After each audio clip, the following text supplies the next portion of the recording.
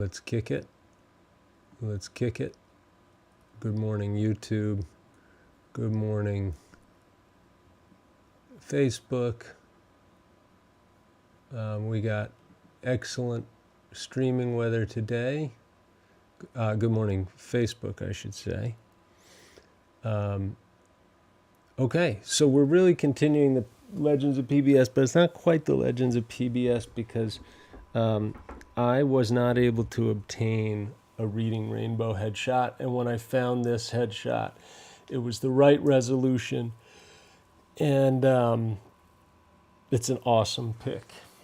So let me just make sure the time lapse is going and that everything is fine and dandy. I think it is.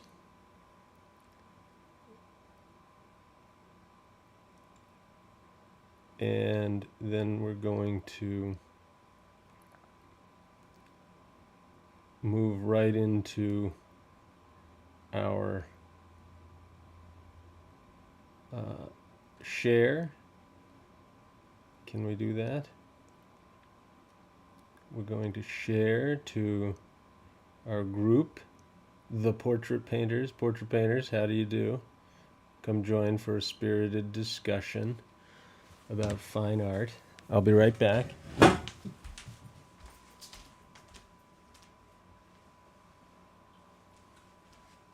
right. So, we've got good news and bad news. I don't know if any of it's really bad, but here we are. Here's the good news and here's the bad news. We are going to kick this one off with a beautiful charcoal rendering of basic shapes, and we are going to try to do this very quickly. This is just an experiment. So let's find out where, first of all, where is our canvas. So we'll be painting on a red bold ground.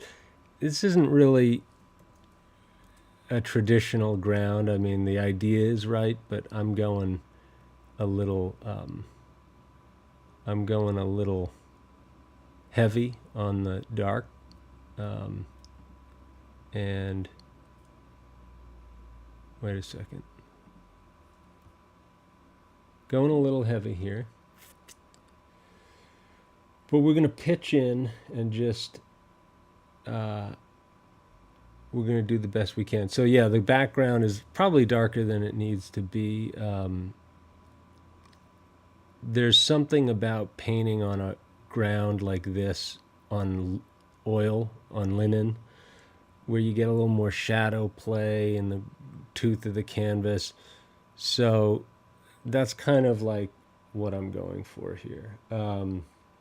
Traz 156, welcome, pal. Thanks for the follow. If anyone's watching on Facebook or YouTube, we've got a chat going on over at Twitch. I encourage you to join me there. Traz 156, how do you do?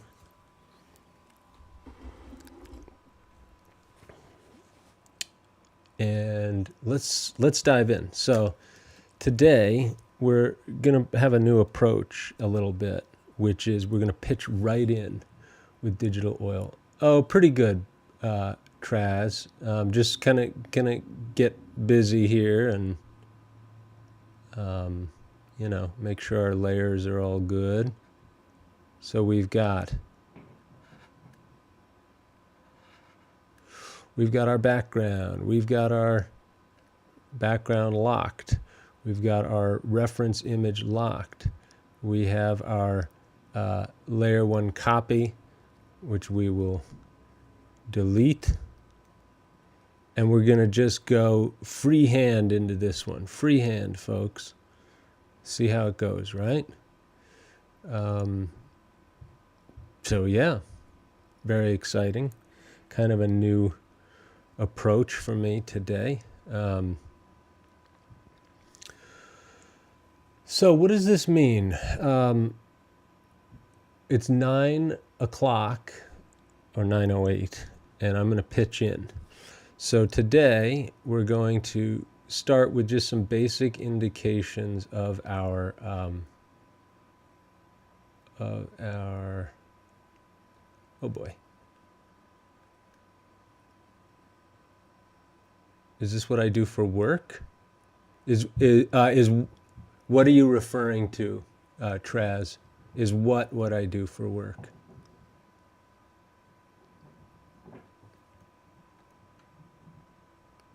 If you could describe that a bit better. Like art stuff?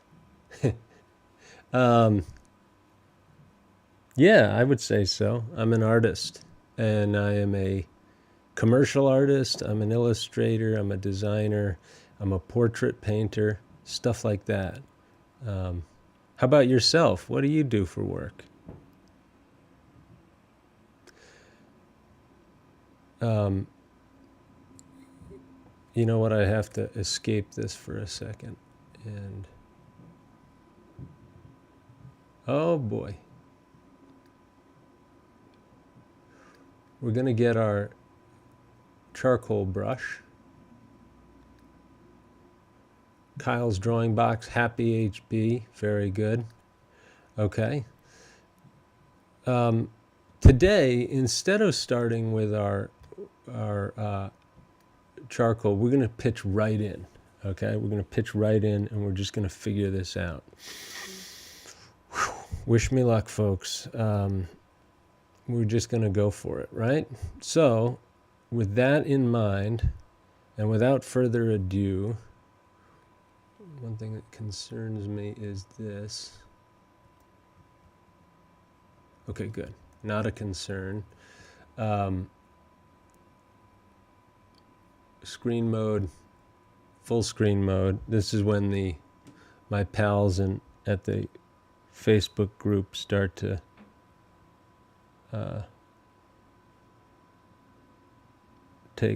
start to leave, because they say, wait a minute, this isn't oil paint. But you know, God bless you. We'll be doing some oil painting soon. All right, here we go. Let's see what we've got. I don't work, I study. Nice. Okay, enjoy. Whereabouts is that? What part of the world are you in? Okay. So first things first, we're going to find bear with me if I'm not as responsive. We're going to get a big brush for our top of head. Okay. We're going to get our big brush for our highlight of the hairline. So this is really when our sight-sized thing comes into play. We don't want, oh boy, we don't want to offend anyone when we say we're doing sight size, but this is how this is the way I see it, that this is a sight size approach. And by that I mean you are painting what you see at the same size as what you're painting. So anyway, hard to, I think if you watch, you'll start to see a bit more what I mean by that, and we can go for it. So we're going to try our best. New Zealand! Cool.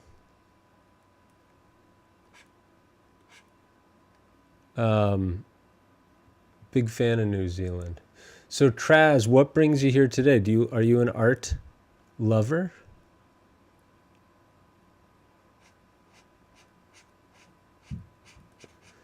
I'm going to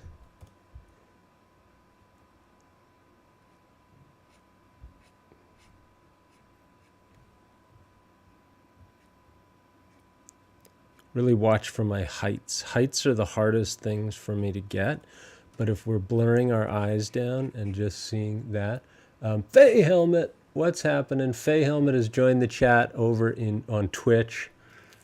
Thanks for coming, buddy. I was thinking about you yesterday. I was chatting with my dear wife about some of the conversations we were having, and I thank you for your support yesterday, because it was an emotional roller coaster, to say the least. And I appreciate it. So now we're back in the saddle, right?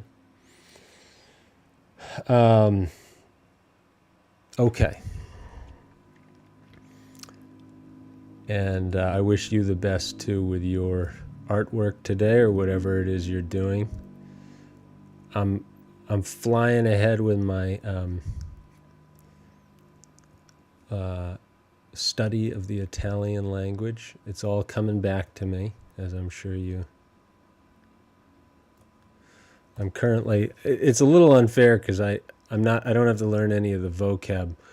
I'm starting off at like very beginner Italian, as you do when you're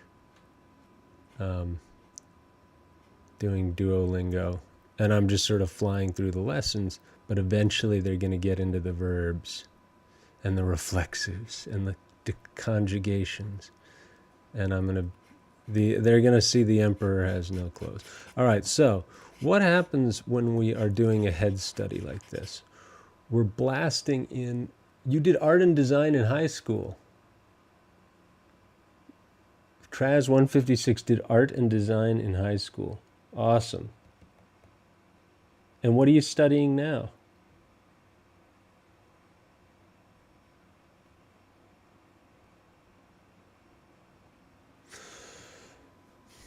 Whoops.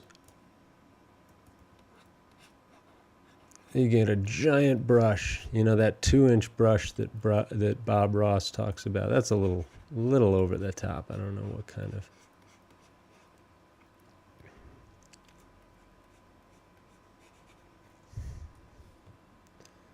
Okay, let's grab. Since we have more highlights than we have anything else, let's plow them in. I mean, come on, look. So this is the site size thing. We're going across and finding generally where that highlight lives, right? And then come down here. Generally, it lives here. Okay. We're not going to know exactly. Oh, you study history? Whoa. By the way, guys, already I can see one of my biggest pet peeves is happening. What period of history do you study? What I see here is a big problem with widths.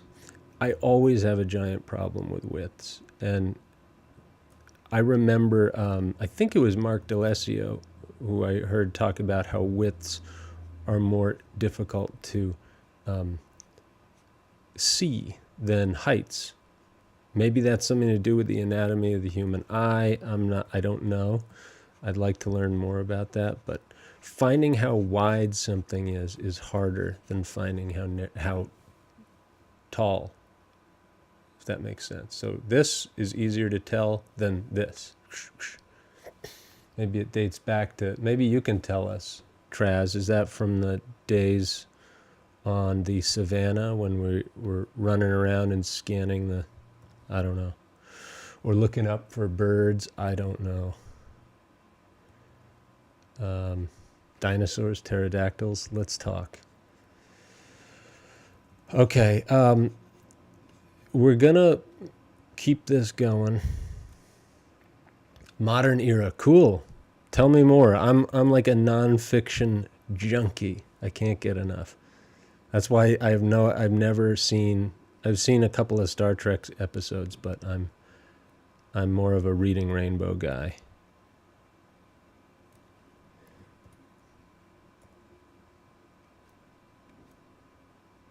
All right, so there's our shoulder.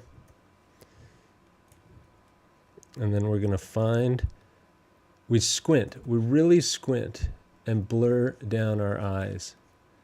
No pun intended with Geordi's eyepiece here. But if I could somehow get that, whatever he's got going on his eyes there, I need that for my artwork, for my painting. Okay, look, see.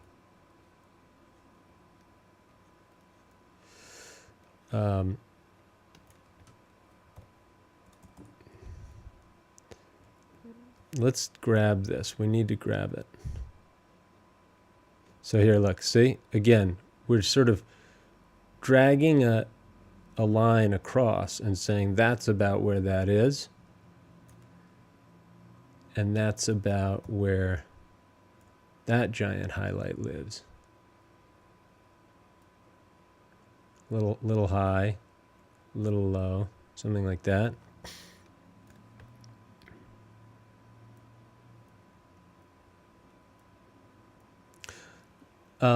Modern era. So specifically, any morsels? Like, what's the latest thing you're learning that's interesting? Like Vietnam, or more like, I mean, I know you're in New Zealand, so maybe the focus isn't so much on American history, but World War II, or more like fall of Berlin Wall and all that stuff. Or you mean contemporary? I'm terribly curious.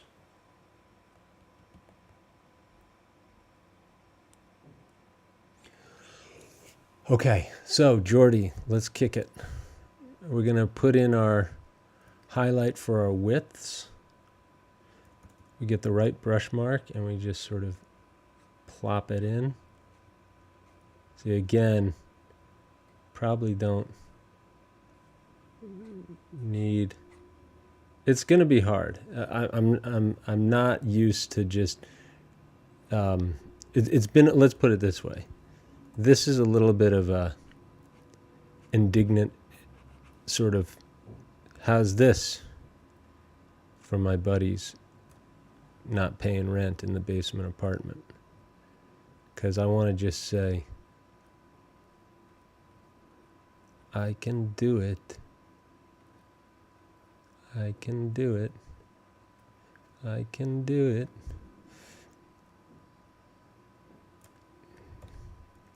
Now the next thing they're going to say is, well, anyway, forget it. We're not going down that road today. Modern era. Okay, good for you, buddy. Sorry, I'll stop bugging you about what you're studying, but I like to learn things about history, especially from people who are studying history. That sounds really awesome. All right. Sometimes there's like a little line between the canvas. All right, so we're really gonna grab our brushes here. Whoops. And we're gonna find the bottom of the nose. Okay, very important. This is the Van Dyke Z that I often talk about in other videos, but look, so where is it placed? You know, you need a different brush.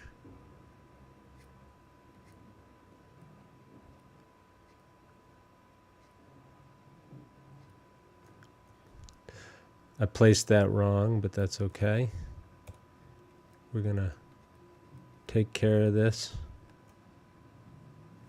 Really feeling, you're really sort of trying to feel your way.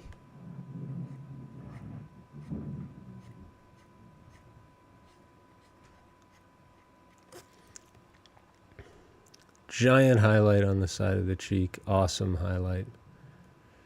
We want to get the bottom of the chin. So sometimes there's a line here, like, you'll see what I'll do is I'll hold up my phone and I'll try to see where the line is.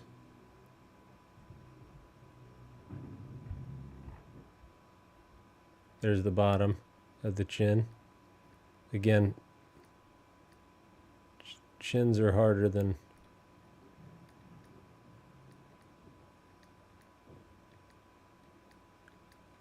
Well, it's all hard. Okay, upper lip. We're going to grab a color here, and we're going to see, look at how narrow I'm not. I really need to be more narrow than this. I can see that I'm.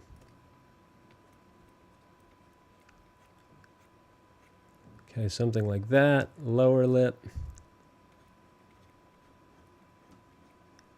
Okay, we're going to get our. That's too low.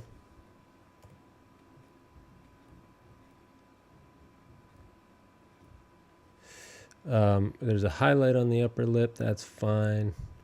We'll take care of that later. We're just finding now our basic shapes. And then we can really see.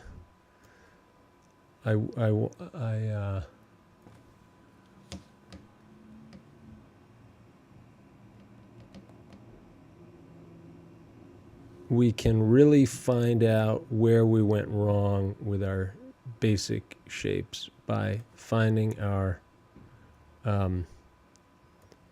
highlight. So look, not our highlight, but our. See how it's a little brighter on this side of the universe for Geordi? And we can even find a hint of where that edge is. And that's going to help us find how the distance between that edge and this edge, okay? So usually when you're painting on a canvas, you're going to see that difference more readily because of. But anyway, I'm sketching. This is going to be a 3-hour, essentially a sketch, okay? Squinting all the way down and trying to go for a slash mark across here for the eyes. Okay, something like that. How does it go? How does it sit? That's what we want to know. So it's a different approach, as you'll see, because this is less paint by numbers and a little more improvisational. It's a tightrope act.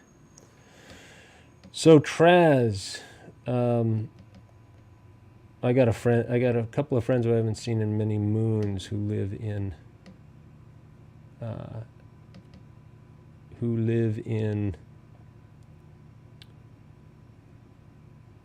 New Zealand. It's been a long time.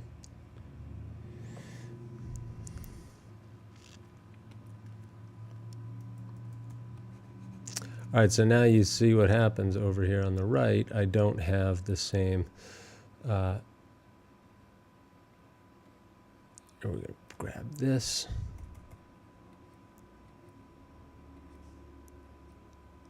Okay.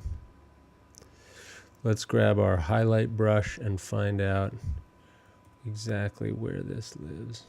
So, whoops. So that's, you can see already that that's inaccurate. But squinting again, you say, what's going on here? You say, look, there's a dark here.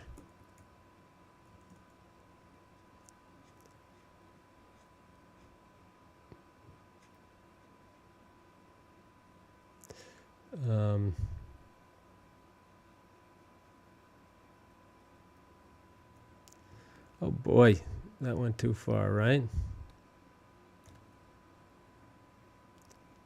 Gotta love this guy's headset here. I don't know what that does for him. Does that help him see like thermal stuff? Any Trekkies out there want to fill me in? I'm curious.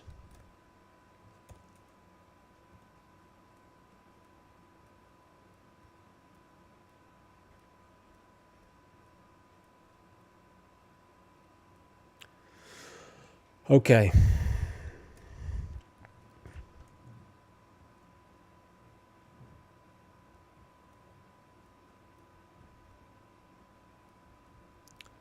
So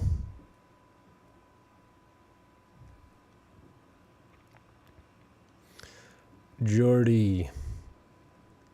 Butterfly in the sky, I can go twice as high. Take a look. So here, again, we're going to try and not get messed up in our widths. Very hard to, easier said than done. But we can do it. So we're sort of feeling the forms the same way we might if we were drawing. So here we'll flick our eye back and forth. Take a look in a book. So yeah, this is like what happens when you're painting, is you paint white and, you know, wet into wet, and then you say, oh, that's not quite right.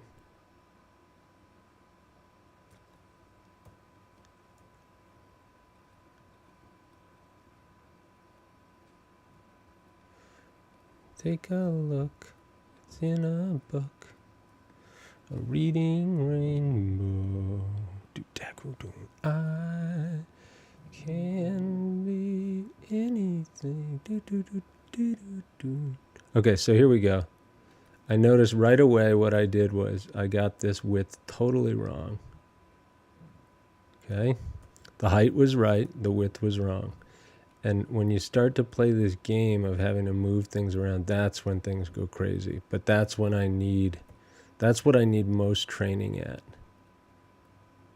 Okay.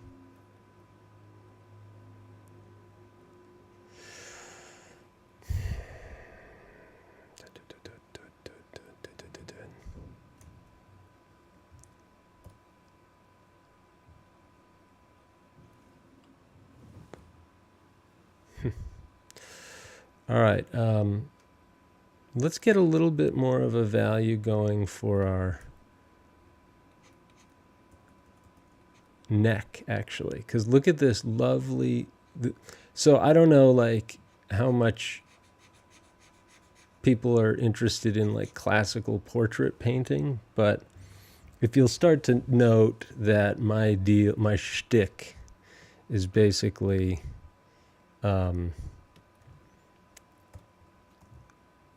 kind of classically trained, and then I'm sort of basically, I don't know,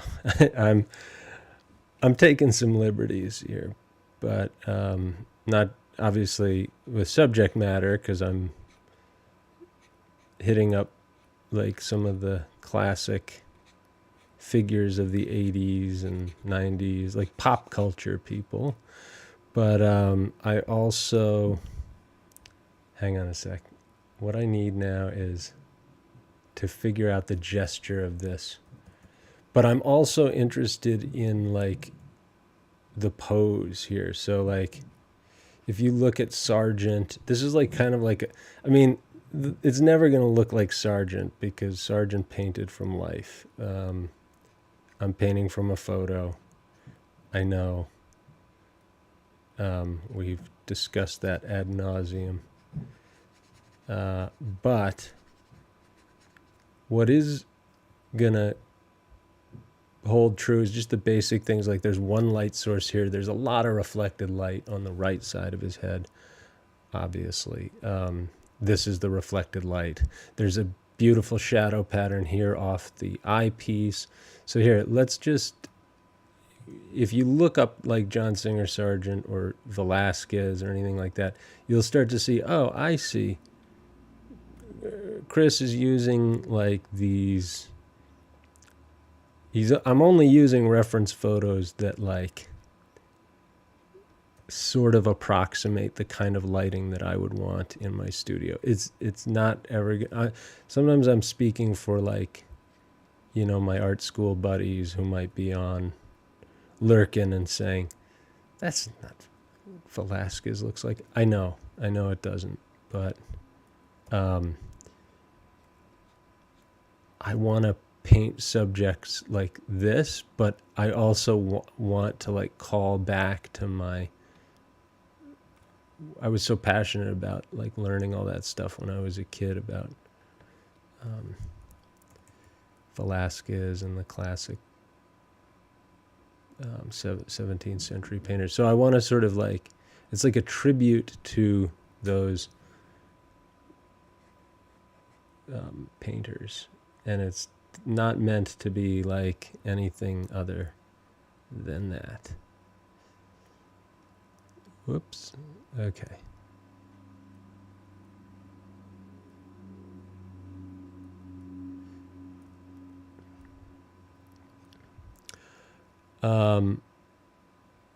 Take a look. It's in a book. Okay, a reading rainbow. Let's start reading. I kind of want to grab more of this flavor of background just so that I can sort of get an edge that I can judge distances from. Does that make sense? Like, we're looking at the negative space, essentially, like here. See the distances here. It's all getting thrown off because there are like these massive stars in the background. But you can kind of feel your way and see that edge. Does that make sense? So, and now we're going to take our massive star. We're going to find our distance on it. Bring it across. Generally speaking, it's probably about there. And then we're going to take our background. Okay, and we're going to just carve it in. All right, so that's got some, like, you know, artsy-fartsy kind of vibes, right? Looking again at our distances, what did I tell you about widths? I took a blind, pun intended, guess. And I took a guess at where that width was. And I was so wrong. I've been more wrong, but I was super wrong. Let's find out where our guess is here. All right, now we get our highlight along the edge. This is going to be a beautiful little indication of where the edge of his neck is. Okay, and then I know what we're waiting for. Believe me, I'm waiting for it too. I want this slash of light that goes along here. Shum, shum. Okay, something like that. And then we get a shum. Nope, too close. Look, see, my widths, they're terrible. Horrible. But we can always mush and mash. That's the great thing about oil paint. You can just mush it around and have fun with it.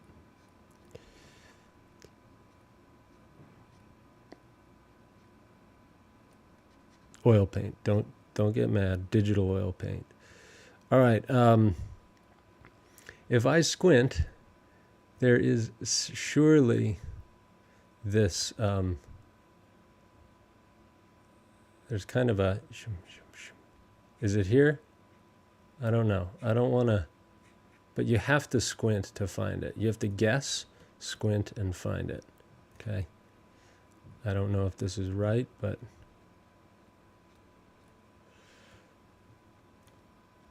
Geordi La Forge. Who is Geordi La Forge?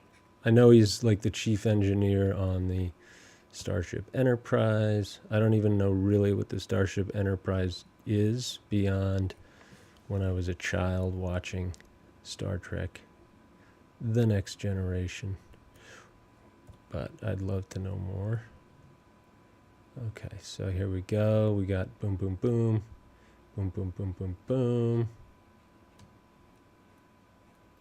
There we go. There's an edge. See, now that we're in here, we can just start finding our shadow edge.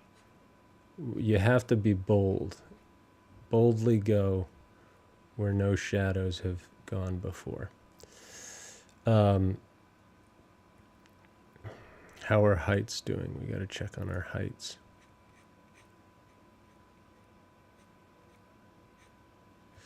We've got to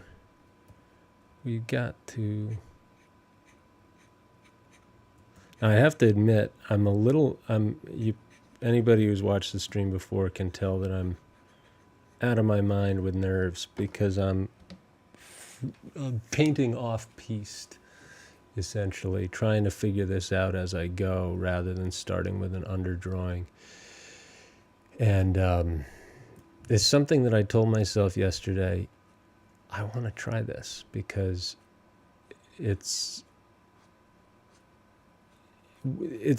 a few advantages to doing it this way, and there's a few disadvantages, but mainly they're good things.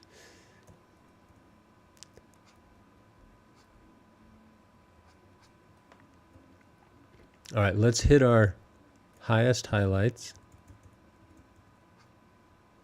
Whoa.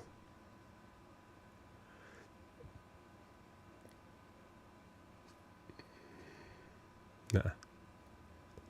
So it may be tempting to just sort of smudge your way towards a conclusion, but be careful of that, because at a certain point, I remember, again, Mark D'Alessio, renowned landscape painter and briefly former teacher of mine. I took some landscape classes from him. He said once, get it right the first time. Yes, there's something to be said about smudging your way to the truth, but if you can manage looking closely the first time, then you don't have to go back in and keep adjusting and all that. Now, that takes training, lots of training. So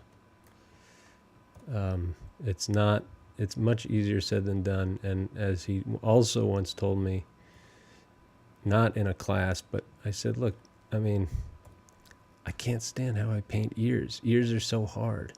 And he said, okay, well, you know what you do? Paint ears.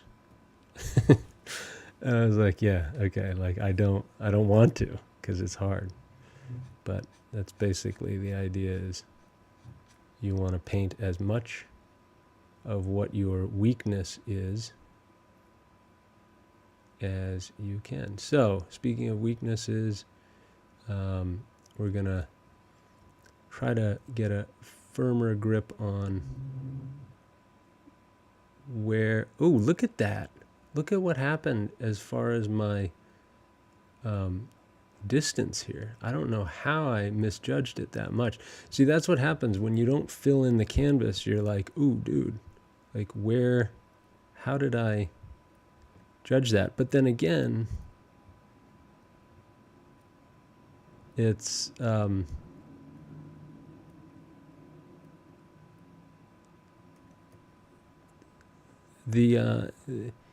the tendency is to say, well, close enough, or anyway, what's going to happen, as you'll see, is I'm going to start getting quote unquote closer to a likeness, and then all heck's going to break loose because I get spooked. Because the more it looks like Geordi, the more I can start to see the issues with how I started, and my drawing issues for that matter. All right, what else is going on? Anybody out there in the YouTube world, if you'd like to chat, I'm here.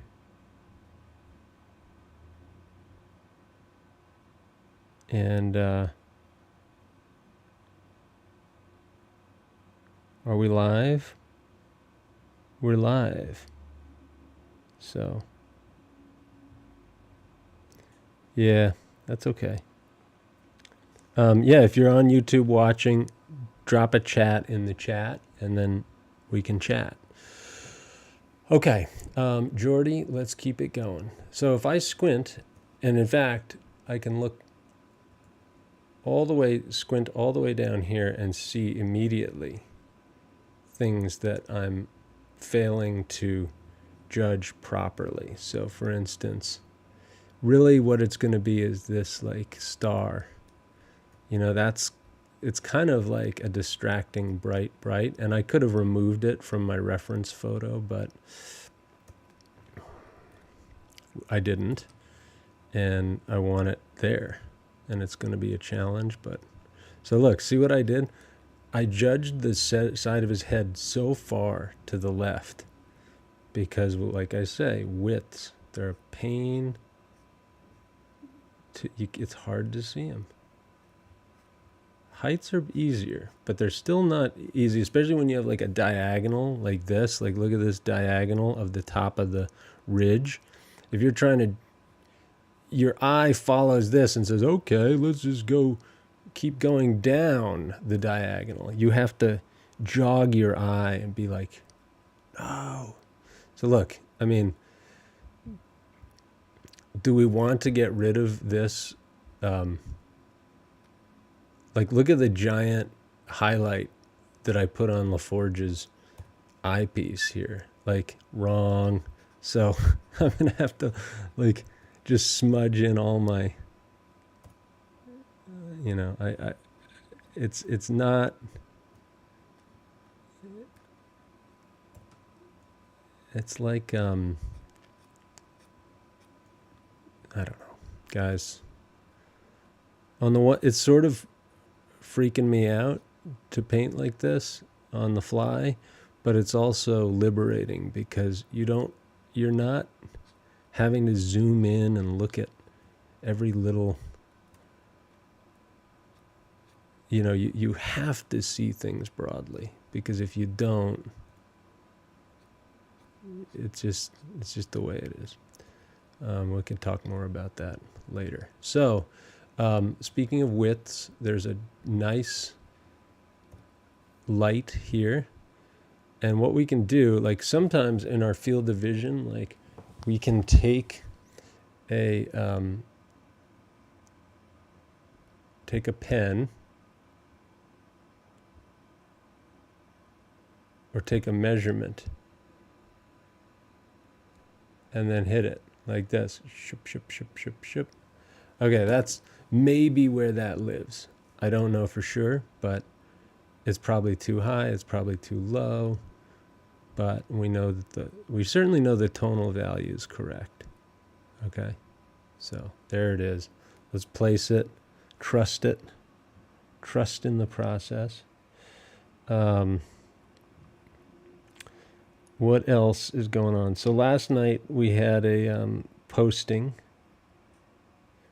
of our what is it? We posted our Mr. Rogers painting.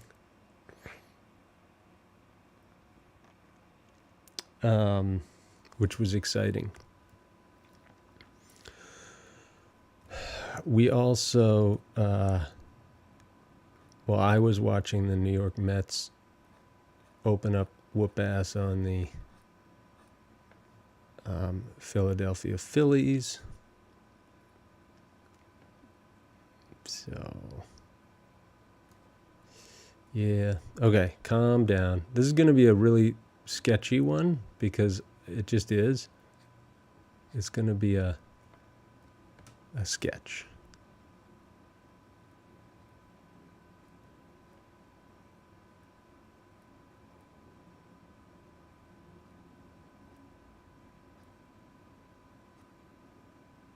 That's too high.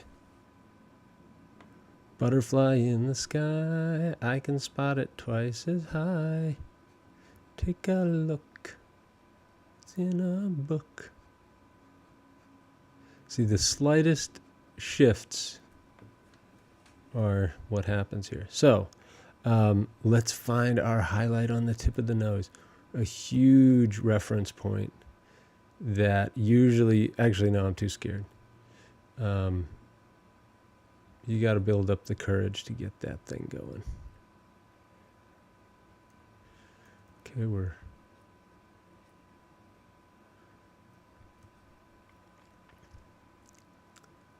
take a look. It's in a book, a reading rainbow. I can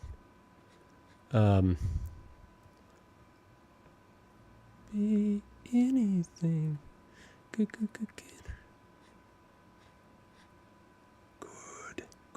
Okay, so now we're starting to see what happens here when we pull these shadow edges across, pop in our lights. We're never really gonna get it perfect, which is sort of a sad truth, because part of why we do this in the first place is because I think artists tend to be drawn to sometimes to the perfect, to the ideal.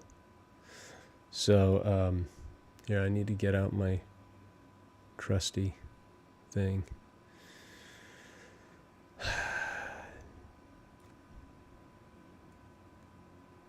But ideally, I'm close enough so that it reads and that it's not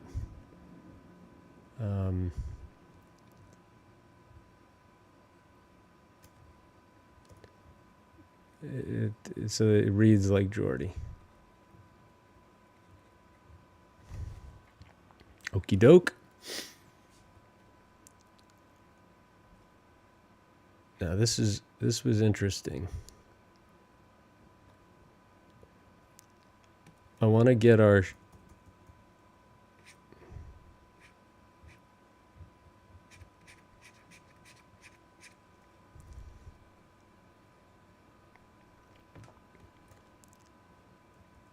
so you can see what's happening here. We're leaving a little bit of highlight.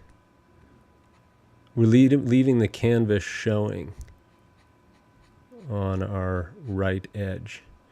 Meanwhile, I'm like avoiding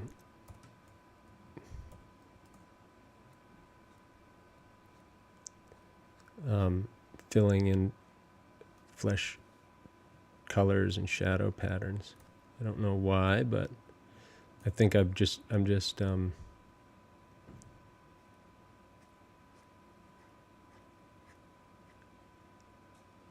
it's scary, because once you make that statement, you know, every statement you make, every brush mark you make informs everything else. So if you put it in the wrong spot, now really map in halftones quickly. Halftones being things that are not shadows and not highlights.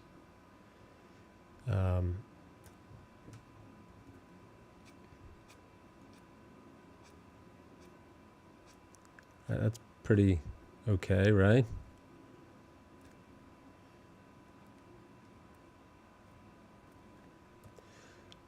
I can.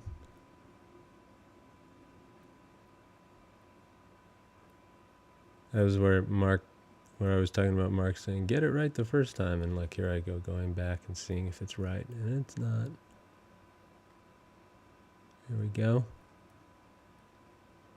It never is. Is there a right or wrong in painting? Yes, there is.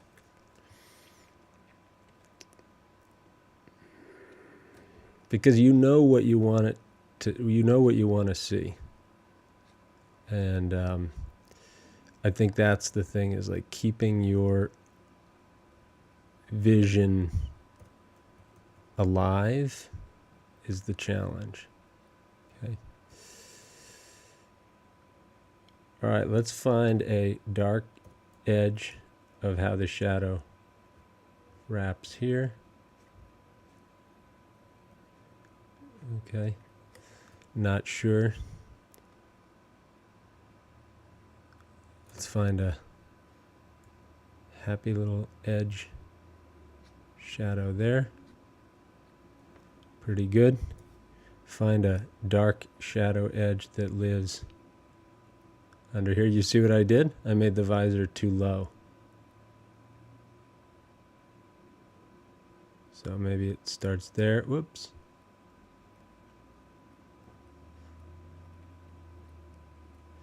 Yikes. Didn't want to do that. Okay, so what are we at? We're about 45 minutes in. We're going to keep going. Here's another cool, easy one that we can do is just sort of like visually, it really helps to get.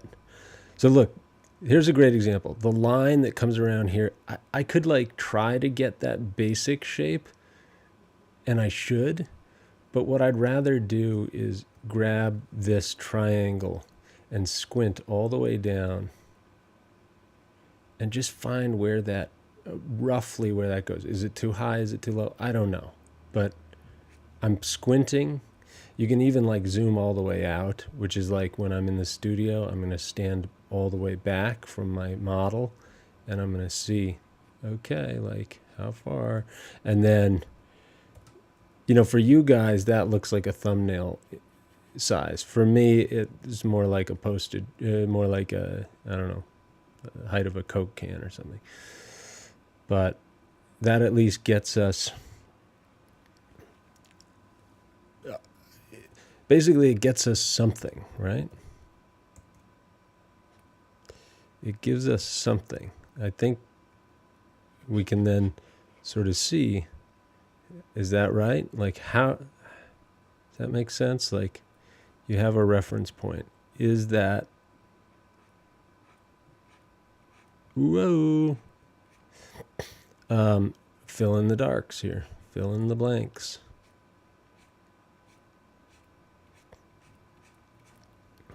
Okay. Yes, we could put highlights along the collar, but I'm going to more likely leave that for later. Okay, so exciting, if you ask me. This is our first foray into alla prima painting, I guess you would call it, on this channel, certainly. It's not as bad. The water's warm. Come on in. It's not as bad as I thought. So, still nerve-wracking, but here we go. Let's find our shadow edge for under the visor.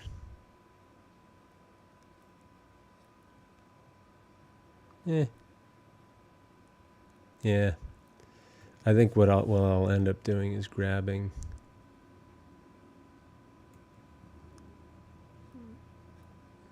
that highlight.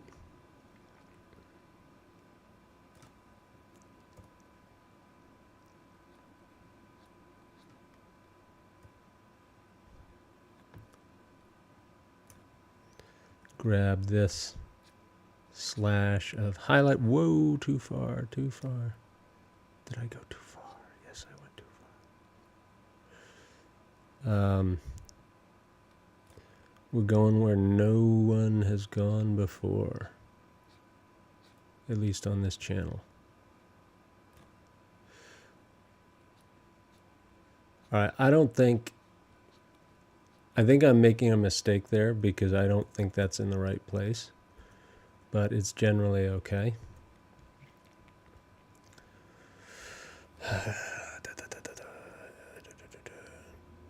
All right, let's put in some of these lovely indicators of distance. So here's this one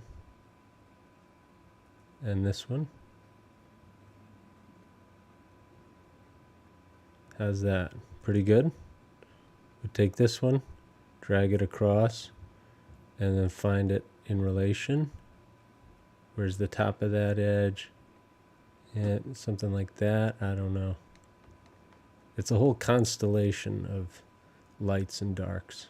So that shows me we got problems in the value, in the width department. So look, edge from the, I don't know if you can see it, but the edge from one side to the next, way over estimated. So here, let's carve it back in. And here's my hope. I'm learning how to do this. I want to learn how to do it so that I don't have to erase every time. It's okay to have to erase because we're learning, but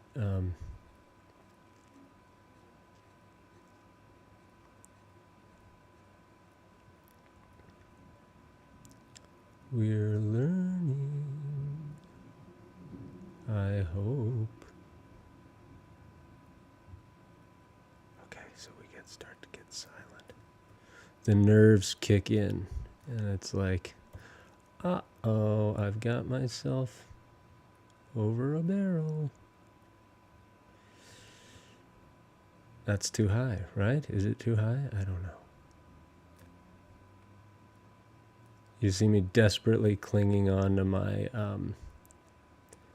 habit of stealing colors from the painting when I could just steal them from really anywhere. What else is happening?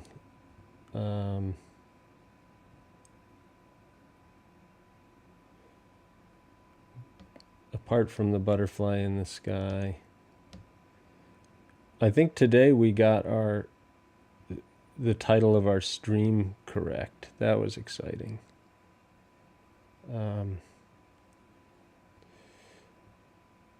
And I hope that anybody out there who wants to hang and talk about what is going on here will feel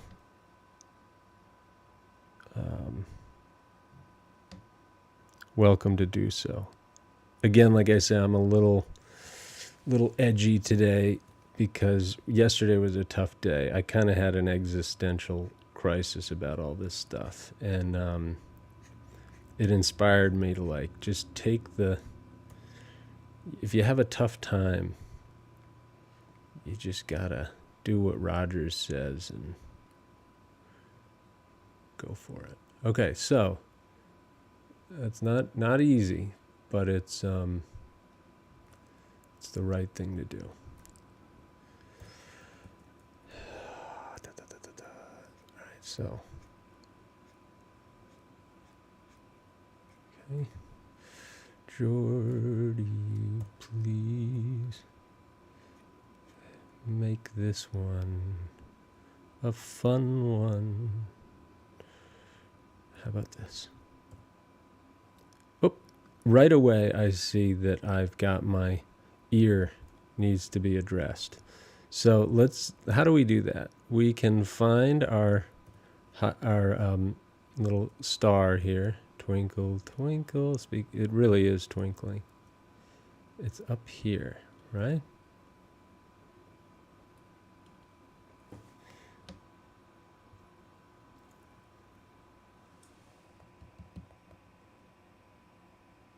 Twinkle, twinkle. Oh, we got some.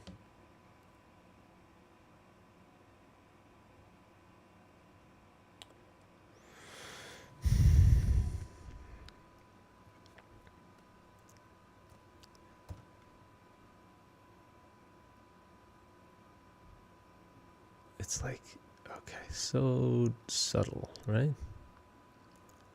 Or as my friend in art school used to say, so difficult. It's like, yeah, okay. What, is it really? Yes, it is. So moving along, like we've got a dark area here.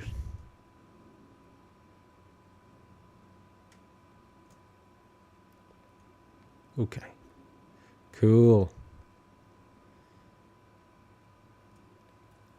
All right.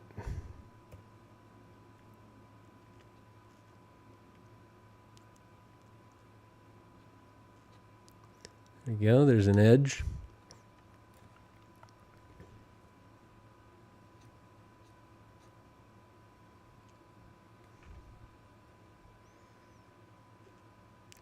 We really haven't ever gotten the, I don't know, the nose figured out. we want to try to use the same size brush marks as we have in our subject matter.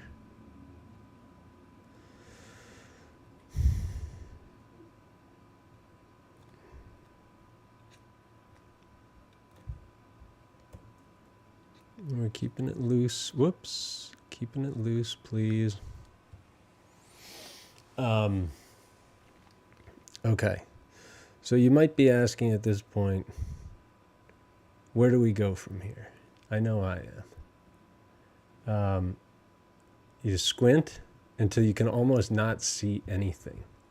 That's where you go. You squint all the way down, grab your brush,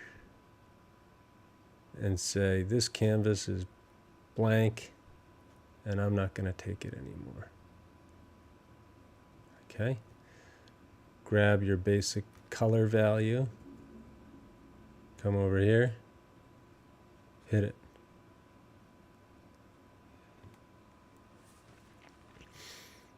Now we start to narrow that bottom of the chin. Okay? You'll see what happened before where I misjudged the distance from planet Plundar back here. I misjudged it. It's okay. As long as we're misjudging things that aren't like the nose and stressing us out, we can make time to fix those things. We can make time to fix anything, but sometimes things in the background are easier to get away with. Now look at the distance between planet Plundar here and Zeeb's 12. It's 2, and then Forgotten Worlds is up here, Tittleman's Crest. It's just, I've got everything, I got to really line things up correctly. This is going to be sort of astrologically accurate as well as emotionally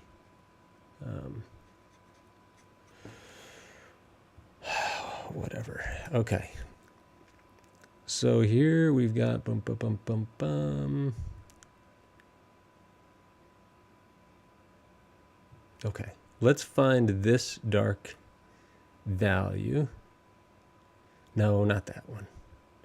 Let's find this one. Come on. I knew it.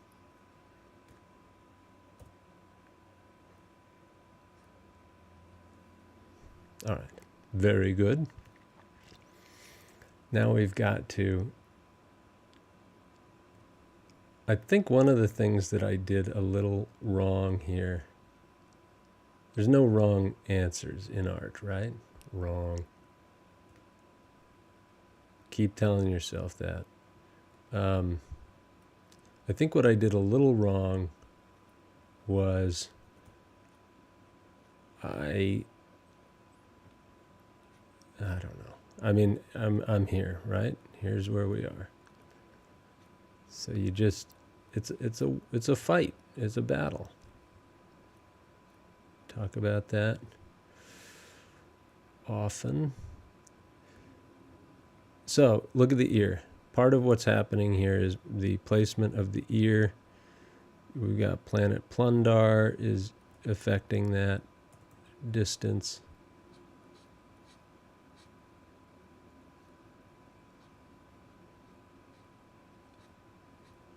Thunder, thunder, thunder, thunder, cats. Meow. Thunder, thunder, thunder, thunder, cats. Meow. Thunder, thunder, thunder, thunder. Talk about. Look, I'm just trying to get this.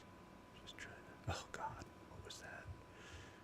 Oh boy, that's his ear. Dude. Come on. I don't think this is going to cut it. I think I had my distance wrong.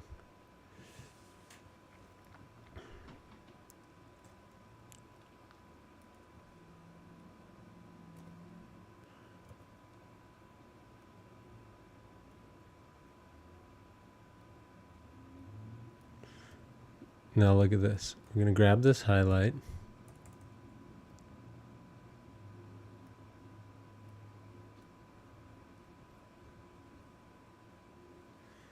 Place it. Now look, I'm just avoiding the inevitable,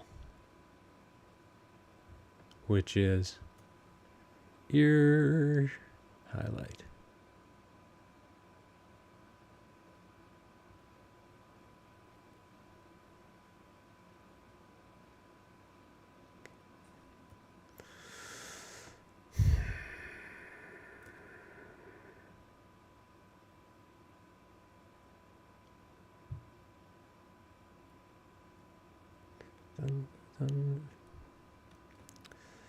Okay, so here's our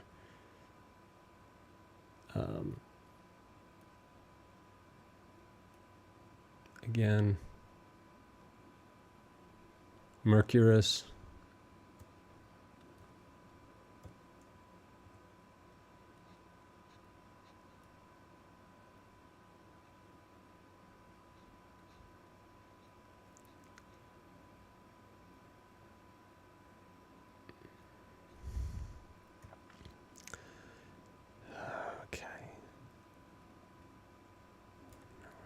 Take our, there was a highlight there that I kind of missed.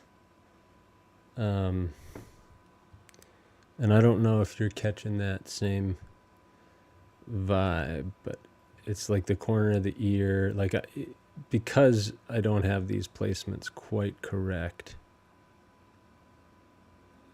we're going to have to go back and modulate. All right, this is often the place in the, this is often the time of our painting where we just start to get a little scared.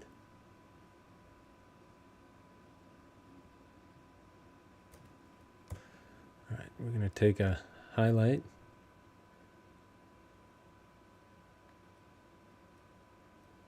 We're going to find our, forget it, I'm not doing that.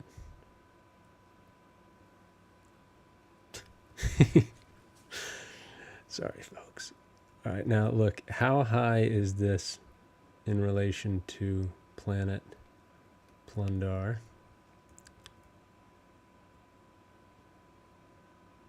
If anyone has any Star Trek references they want to feed me, I've never seen Star Trek stuff, I'm sorry to say. I want to know more. I'm curious, but I just don't, I can't speak with any authority on what these forgotten, what these worlds are here that we're looking at in the background.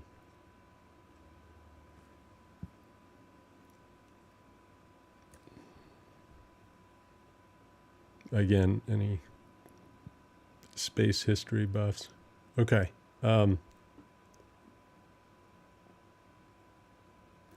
So boom, you hit that, and then you hit it again.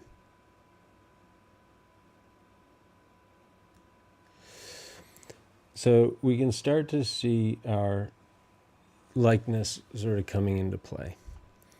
Why aren't we dealing with the bottom of the neck? Well, I have a theory on why. I think I'm wrong, actually. I think I've made some mission critical errors, and that's okay. I've made them too broad, certainly in the neck. Probably that has to do with the ear, but you're always flicking your eye back and forth and seeing, where did I go wrong and how can I solve it? And what's the most economical way to solve it? So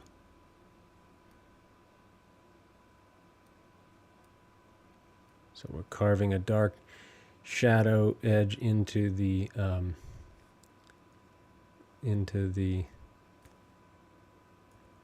visor, and then we're going to continue our journey across the, well, the visor continues, something like that. I could have done that a little differently. We're not going to get into too many great details here, but I do want to get our visor stated. Now here's a great width indicator. Now probably I've just gone too high with that light, so look, there's our highlight, and then we're going to pull it back and down. If we can, I think it can go up a bit more. There's a highlight that lives next to it. Yeah, no, see this? Too far. We want our nice eyebrow to sit here. Okay, you'll see this. You'll also see that there's a highlight, huge highlight, that I started out way too low.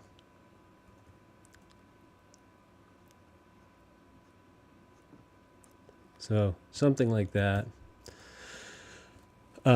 I don't know about you, but I'm looking at the forehead and the hair and saying this has to be addressed immediately. And we're going to do that very soon.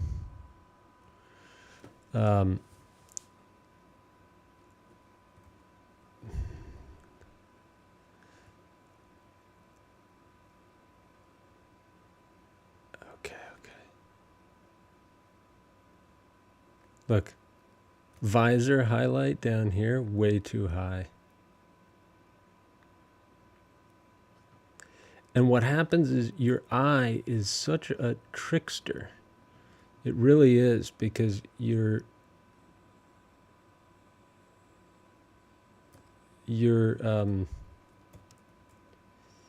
once you make a mistake or have an inaccurate distance going on, the whole thing falls into disrepair if you don't catch it soon.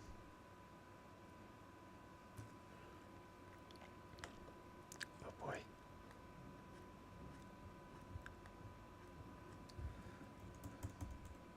Now from a distance we can start to see Geordi coming into play.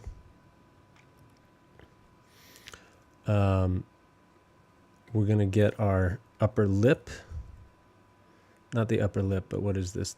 The cleft. I don't know my anatomy. We're going to really resolve, I think, I hope,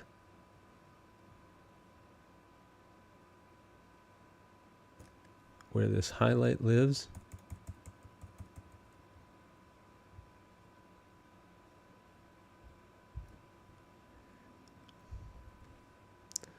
Thunder, thunder, thunder.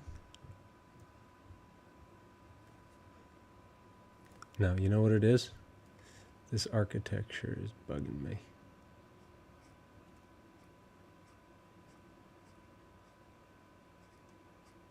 It's a nice slash mark there. Oh, geez. What was that? That's gonna be interesting.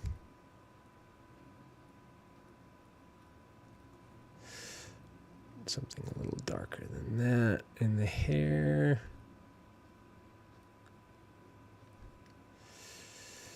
Something like this.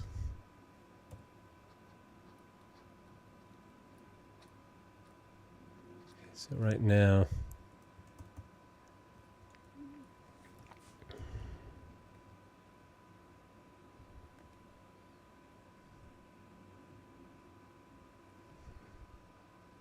all right, I think we're ready to do this. What I thought we would need to do is make him less broad in the shoulders. Even the slightest carving in here can do that. And lengthening. and pulling, shaping, trying our best. Okay. Obviously, this is where it gets interesting.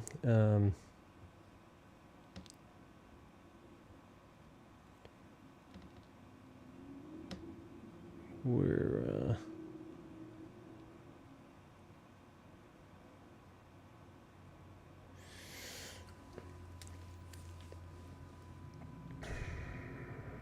so see what I'm doing? I'm marking, like, unfortunately, I've chosen the eyebrow. It's like all way too high. So that's scary for me. You can zoom out, take a look, and find out how right or wrong.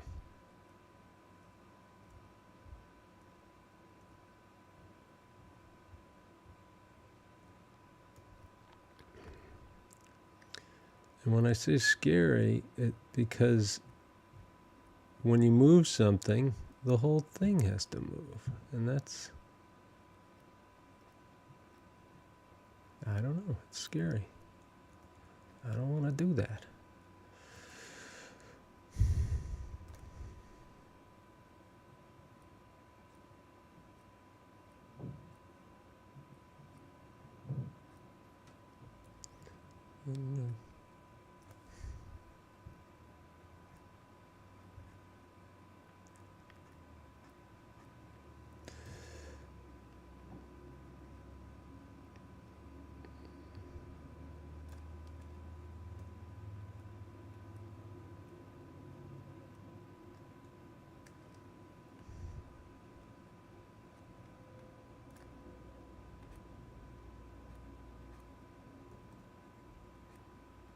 Forehead.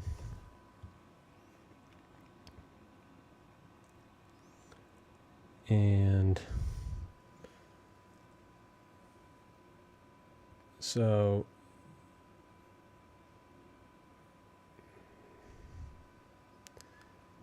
it's about commitment. It's what it is. It's like you have to commit to something, and you know that your shapes are going to be inaccurate, especially when you're learning. And I do consider that I'm learning because I'm often very dependent upon a variety of tricks and things like that. And now I'm not gonna, I'm going freehand, let's put it that way. Sometimes I'll make little marks of where the top of the head is, and obviously you've seen in my previous videos where I'm starting out with a full tracing. I mean, I've traced the whole piece. So that's like people use a projector. It's another way of doing it. It's like a photorealism approach. People use grids, but this is like not something that I've done recently. And I'm not making excuses, but I am just saying it's not going to be great always.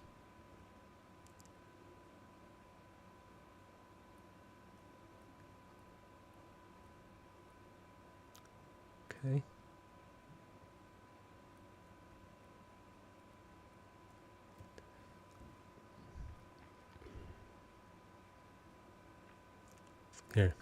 Here's a nice indicator of our heights.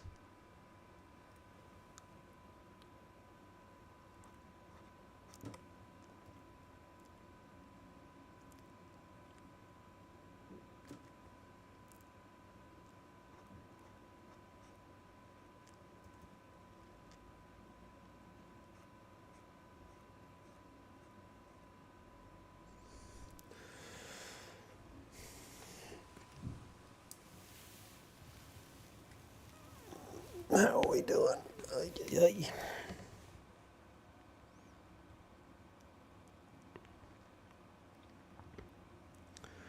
You really do need to take a break sometimes, even though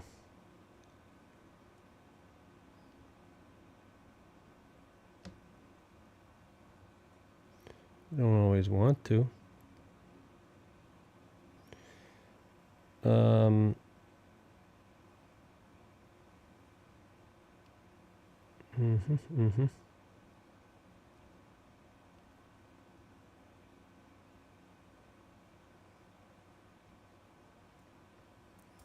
So, let's discuss what's next. I'm going to zoom out. Again, this is a sort of sight size-ish approach where we're seeing the whole shape and we're trying to, like for example, let's just grab a big 2-inch brush. The farther back we are, the better we can see what's going on. So we zoom out, we place our markers, and then we stand back out and say, was that right or was it wrong?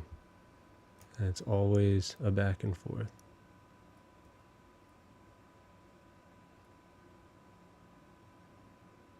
Always back and forth.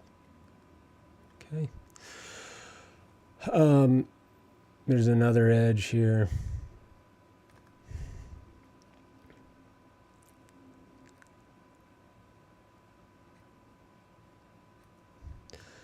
Another edge here. We're just plopping in our flesh tones.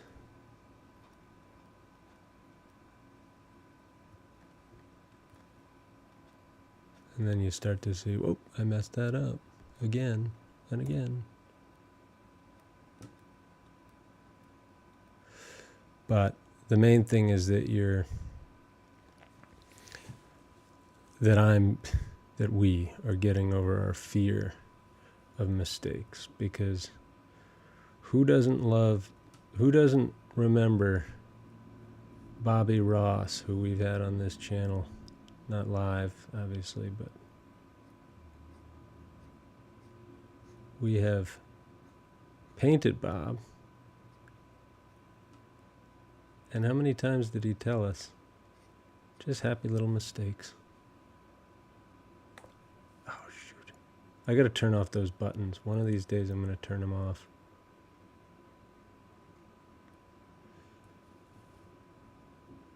There's a highlight. There's that highlight that I've been looking for a little bit, which is like that kind of raised brow of La Forge's.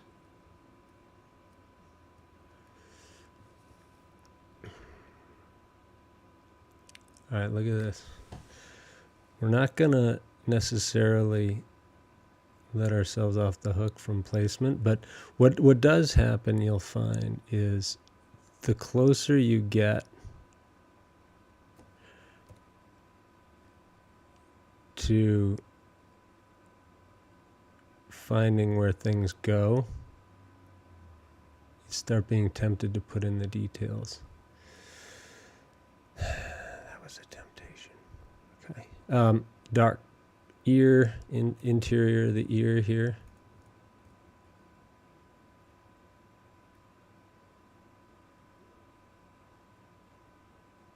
See, how does that carve in there? And does that do that even more?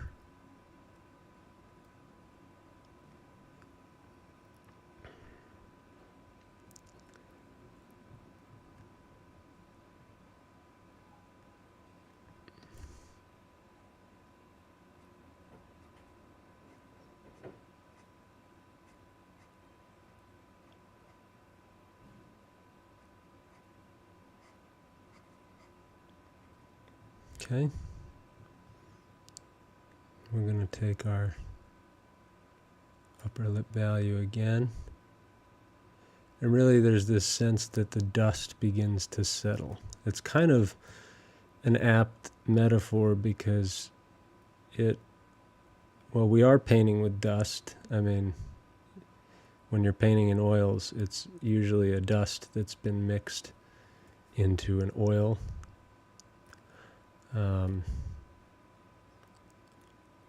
And so, yeah, it's like the dust starts to fall in place, and you can kind of breathe and say, okay, I may not be right, but I'm a lot less, I have a lot more. It's like you're turning on a light every time you find an area, you know, of your painting.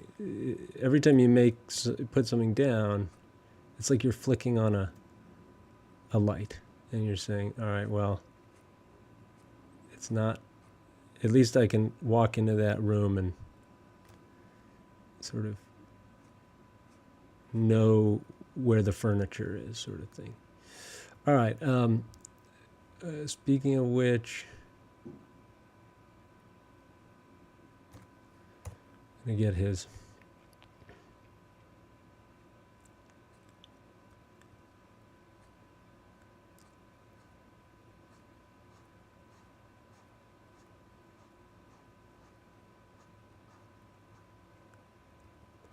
Visor.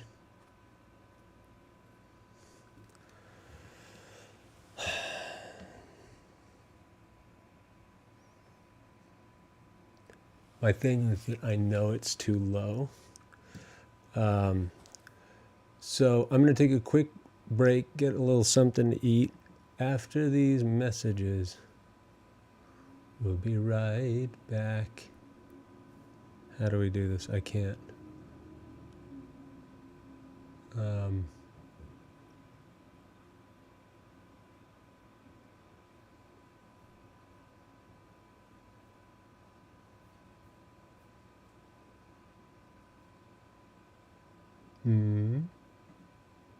Starting at what? 10:35. Not bad. 35 Eastern. Okay? We'll be back. I'm going to take a little break.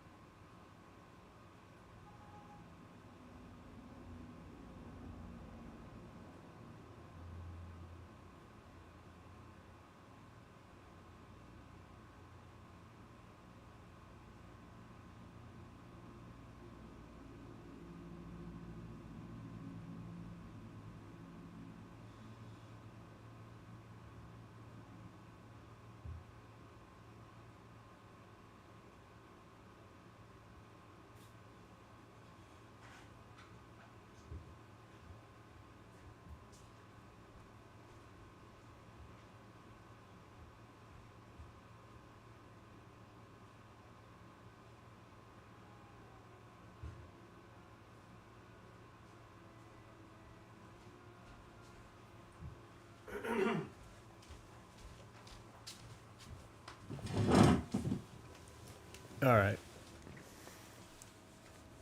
We're early.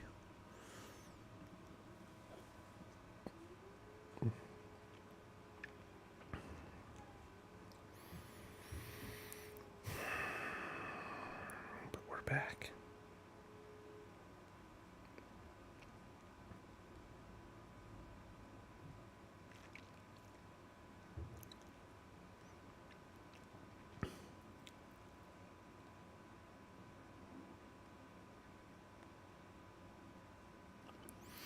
Okay.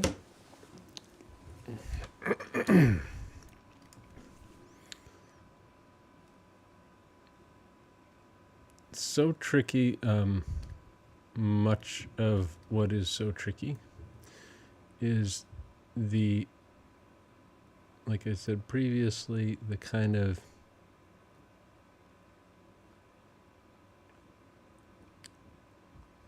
judging of the heights and the widths. Color and shapes and all that stuff are pretty easy once you know, but finding out where everything lives is really something else.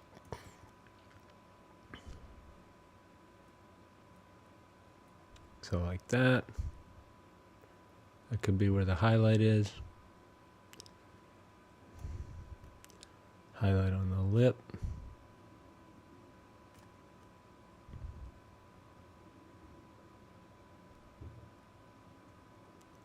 I don't know if that's going to really show up.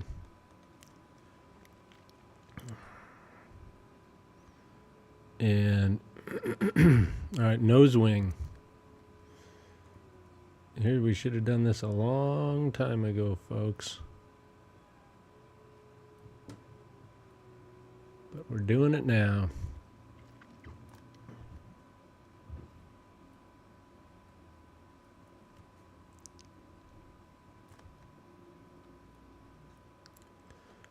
And this is kind of one where you can, if you want, and you have a tablet or a Photoshop, you could potentially grab your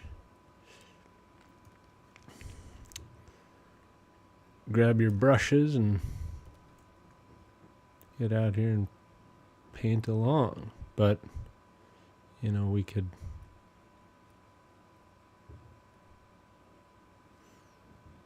not quite.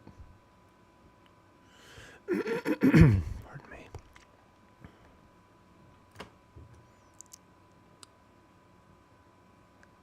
I think that you could paint along with any of these, but I think this one's particularly good because it's so there's a real sense of chiaroscuro, that magic chiaroscuro element.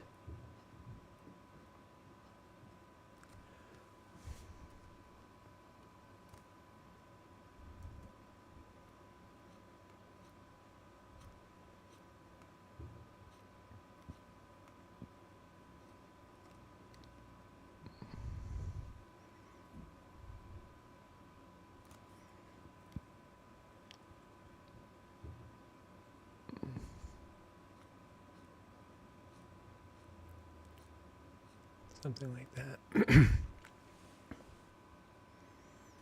See? You see what happens when you if you stick with it. There's a bit of a fearful moment where you think, oh no, everything's too high and everything's too low and whatever. It's that roller coaster. But you can get a grip on it by flicking your eye back and forth and saying, what really are the biggest elements that are out of place? You know?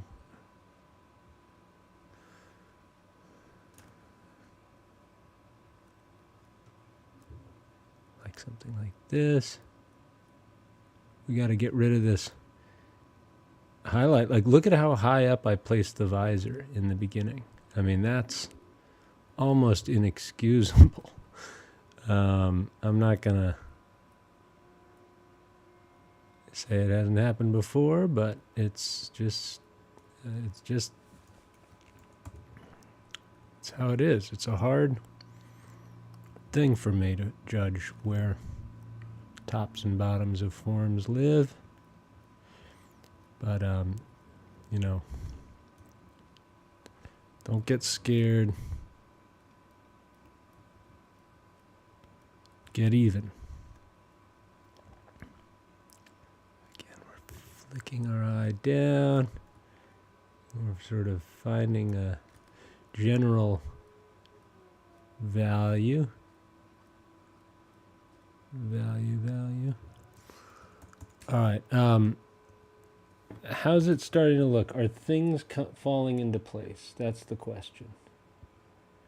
I don't know, but I hope so. So, one thing that we've had trouble really nailing here is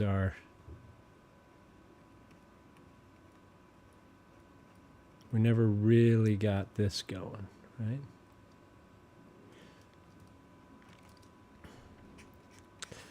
And we're just doing this, you know, it's not, I know I'm saying, oh yeah, this is just fun, like, gosh, no. Part of this is to break your habit of thinking that you need a result, that the results have to be anything. I mean, you really have to let yourself off that hook, and it's so hard to just say like, it, you know, it has, like, oh, it doesn't have to look, we're just having fun. Like, no, it's a hard thing. And you're like, you want it to look good, and you want it to be something that it might not be. So, believe me, I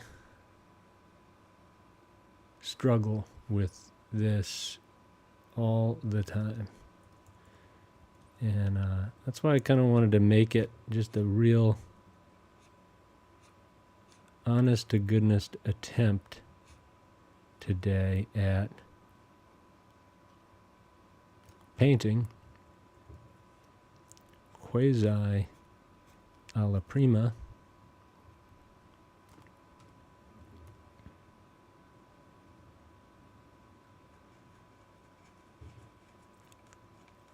There's our edge. That's too not bright enough.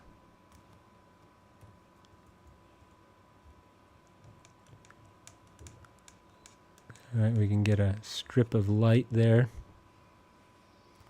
This is kind of interesting because, again, there's that sort of diagonals are my worst nightmare.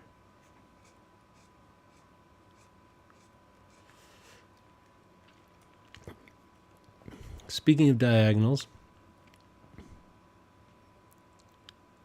we're going to need to place our neck, our jawline, our chin.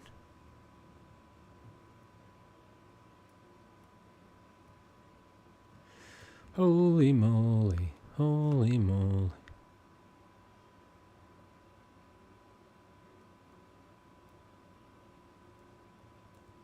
It's the darkest dark, it's the darkest dark. We gotta, so we're carving back. We're now starting to get a bit more accurate as far as where that shadow edge lives. The ear placement on the right is ridiculously wrong. It's too far out. The light is too low. And we're going to put it in, and we're going to hope it's correct. And if it's not, you know what? Big deal. Fix it. It's okay. It's not okay. It's the demons, you know? It really is. It's what you want. That's what's so hard about this is you want something, and it's kind of an ego thing. It's like, I want this result. And it's okay if it's not right. No, it's not. little art demon sitting over your shoulder. It's a real thing. So, you know, Bob Ross talks about happy little trees and clouds. I talk about the demons because there's no doubt that they're there. They're haunting.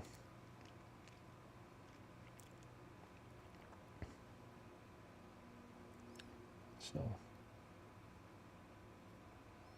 all right. How is things today?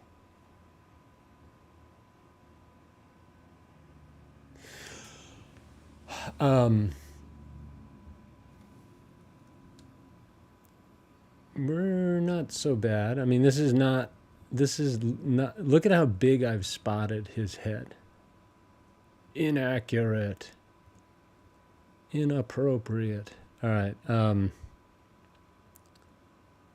But we did it, and we need to atone for our miscalculations. Because they're not going away. You either solve them now and risk killing the sort of vibe or the spirit of the whole thing by mushing things around.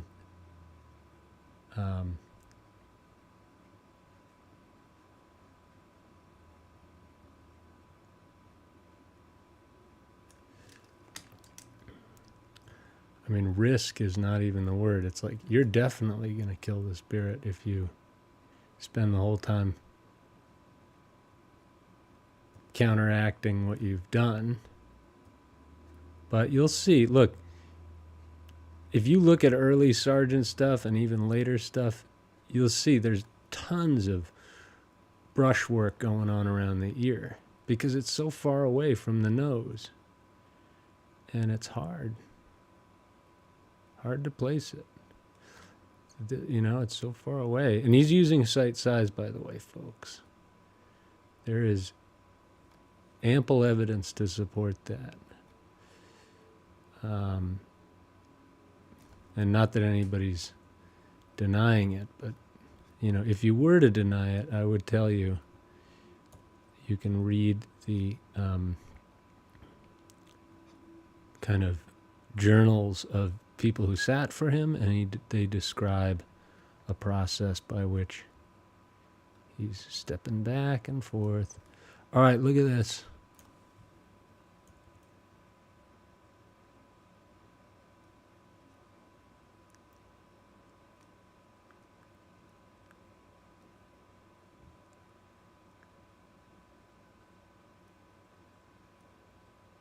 Good. Good. Hit our target.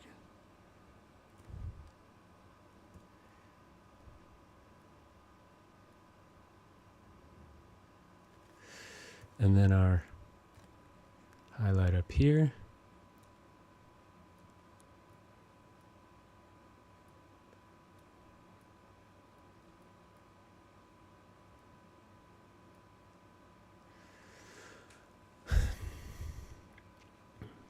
There we go. The likeness is sort of coming into play after I wrestled some things around. Speaking of likeness, let's find a highlight like that, and then we'll take it from the corner of the lip and pull it up and across. See that? We're using our brush as a kind of almost like we're probing for where these shapes live. I don't know. There's got to be some like where we see there's a light there, and we can find it in the upper lip, but where? Is it here? That's very much a characteristic moment in LeVar's face. That lip, where the lip sort of has that kind of flower, rose-shaped, I don't know how to describe it, but where it comes up at the tip of the upper lip. That's how you know you're looking at LeVar, even though we don't see his eyes. And so it's a great opportunity to study painting mouths, because if you don't get it right in this one, it ain't gonna look like him. On the other hand, you know, you kind of got it easy because, you know, heck, ever seen anybody else wearing that visor? So, but you know, it's never easy.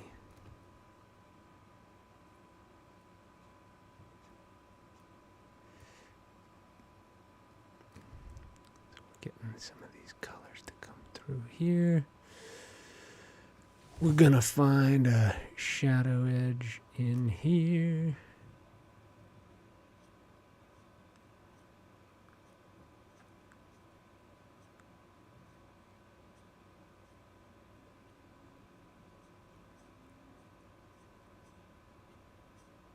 And then we're going to pull our light shapes through here. Find a darker dark value through here.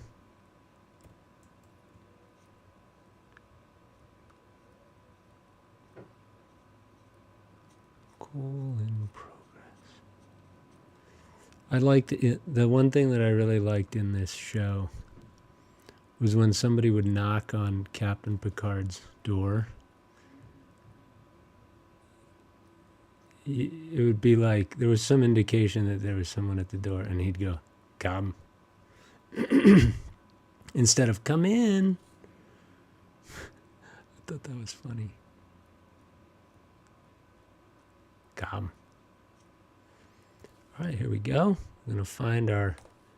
Oops, I do not like doing that. Done it a million times, this painting.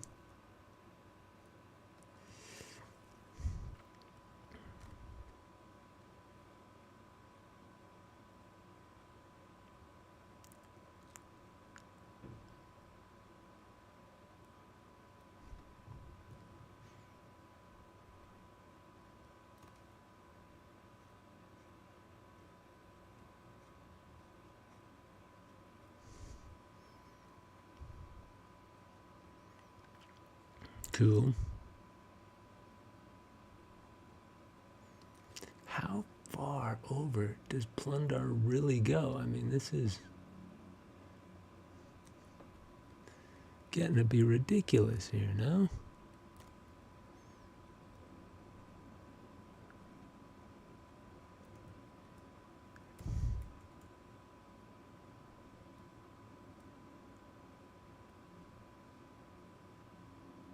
Yeah. Guess we'll just keep finding out. Push it to the limits, past the point of no return. You reach the top, but still you gotta learn how to keep it.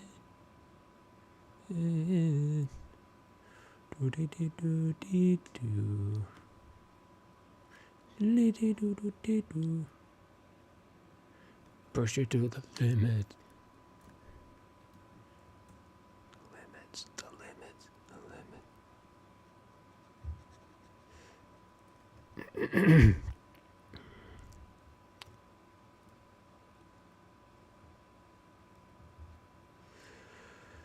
Okay, Geordi, here we go. Getting there, right? I don't know.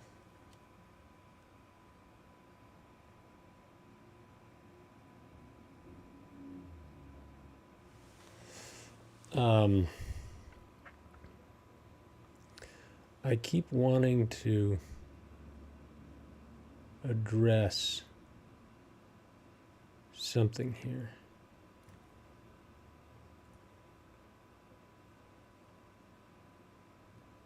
Which is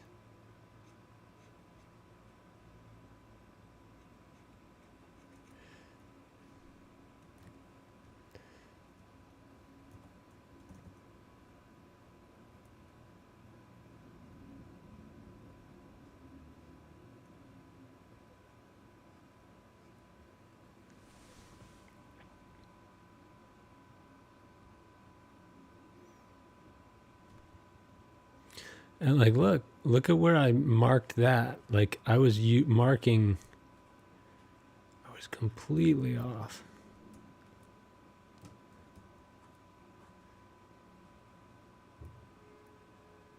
Okay.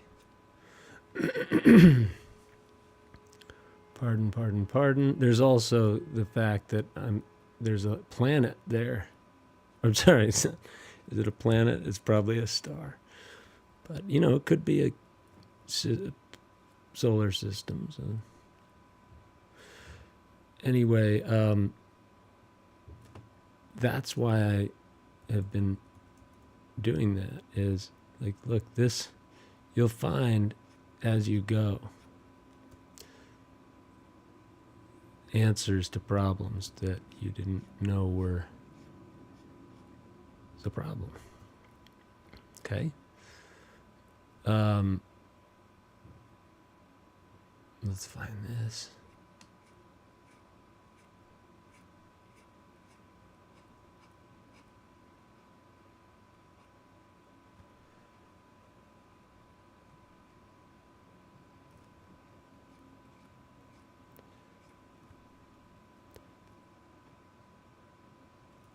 Like this, look.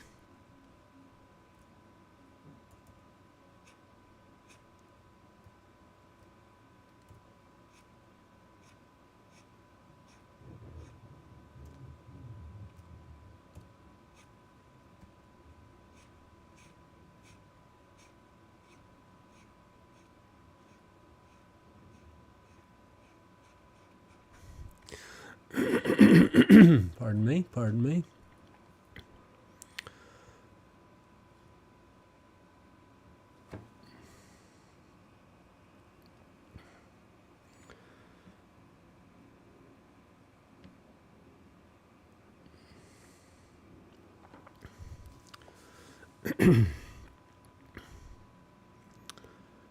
Let's find out exactly where this edge really lives.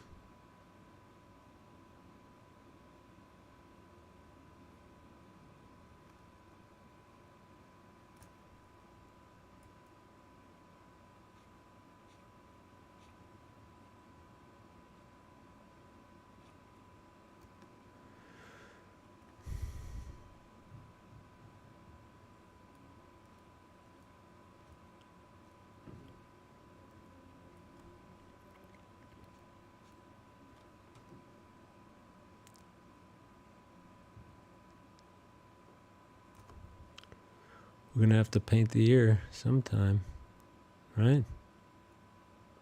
Is that it? Is it going to be now? It's going to be now.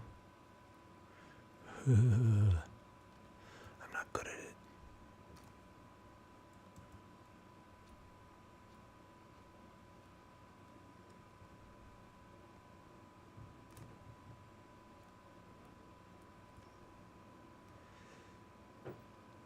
It's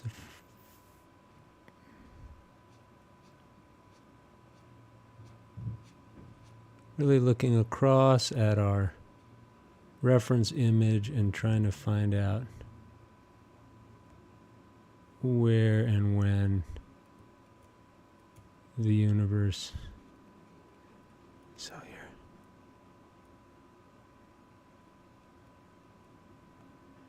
Something like that. Look at that, that constellation's off. Oh boy.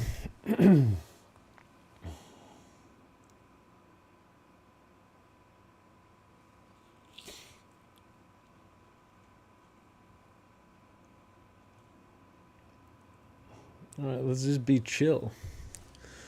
Keep it cool. So another sort of indicator here. I mean, let me put this simply as I can. If I'm wrong on a bunch of stuff, I'm down to, this is the end. Like, this is really, we're not going to change things anymore. We will, as much as time permits, but, you know, there's basically,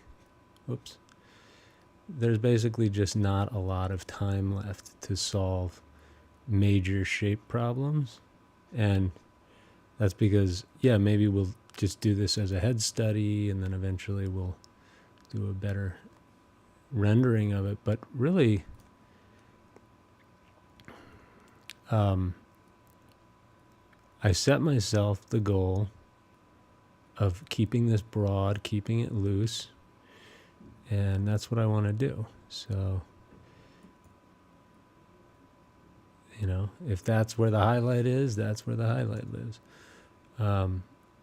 Let's, to that end, find out where our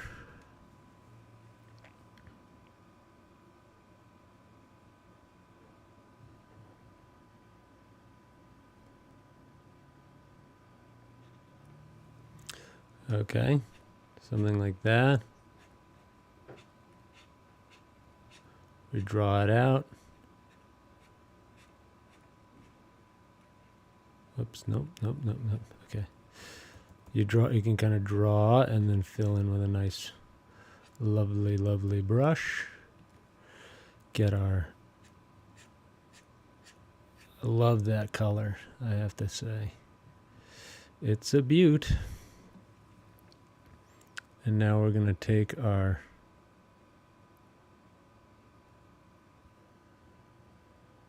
eye edge here. Actually, we get our highlight color, and then we're going to hit it over here. Whoa.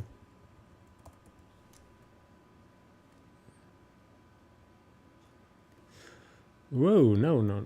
Higher up, buddies. What's going on? Okay.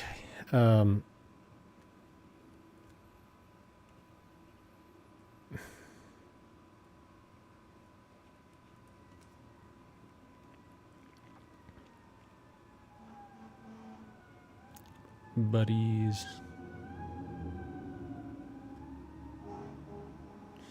Let's find out where this highlight is. It's great because we got a nice blank canvas there, and we're going to see very quickly how nicely this pops.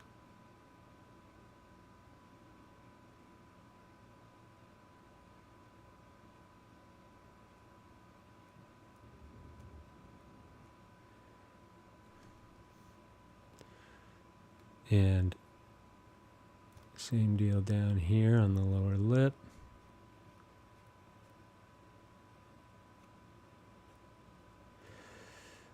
And find our shadow edge.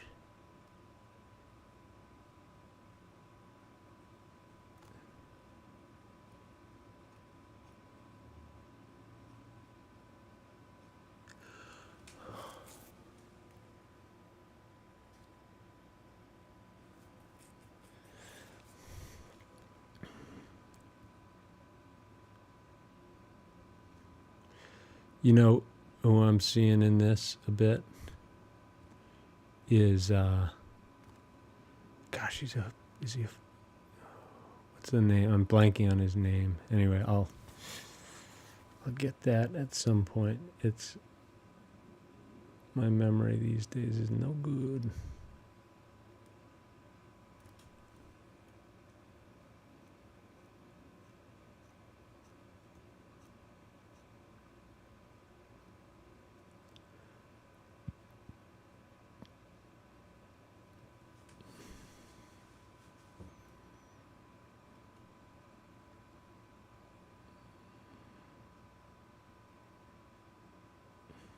Look at that.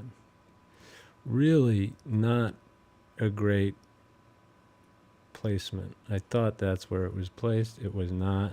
This is going to give him more length in the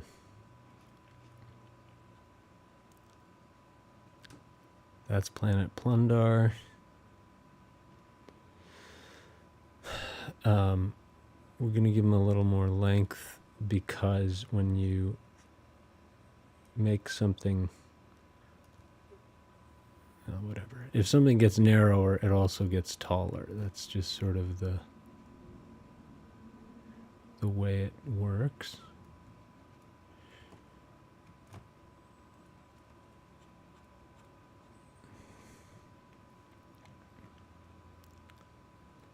Now this is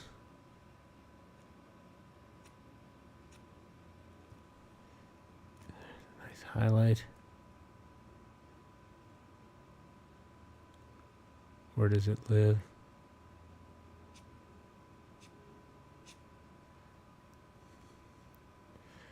There's a shadow edge here.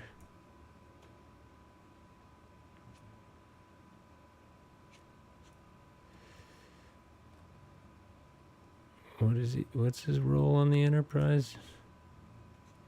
Engineer, chief engineer of the Starship Enterprise.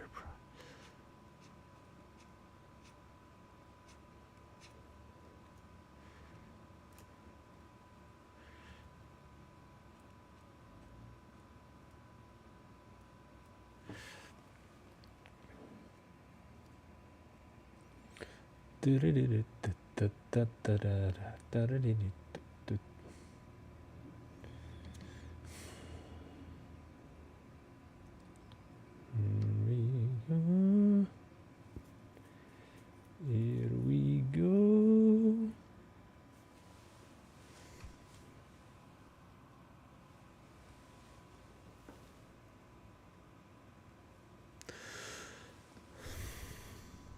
So, we're going to zoom out,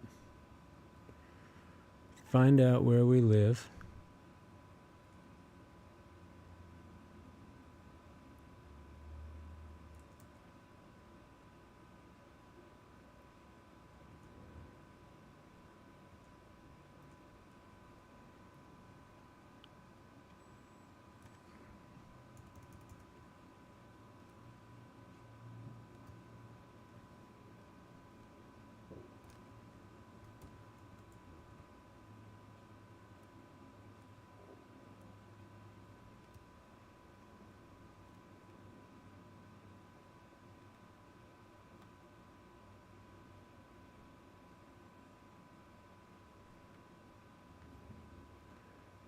And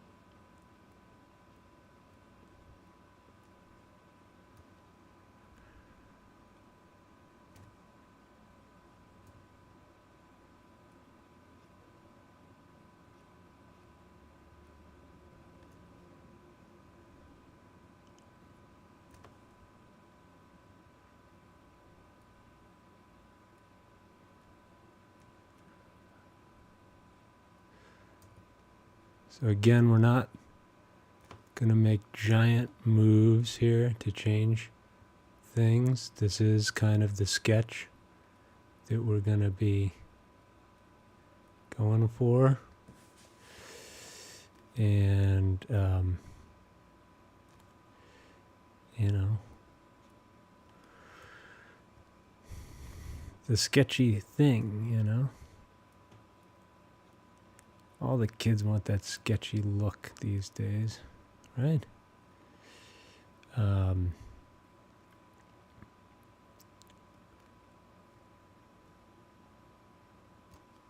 Get a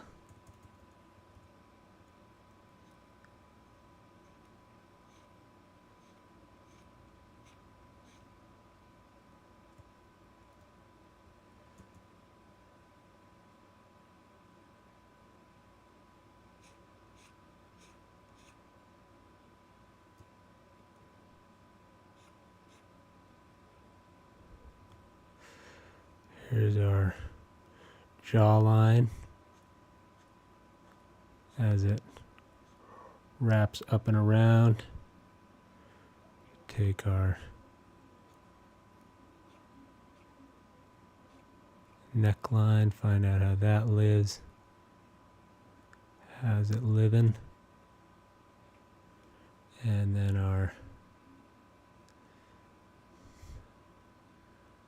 Got to really find this. What do you think? So we'll find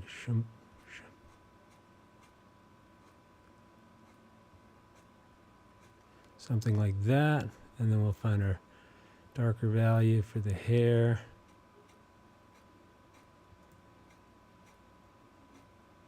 Okay.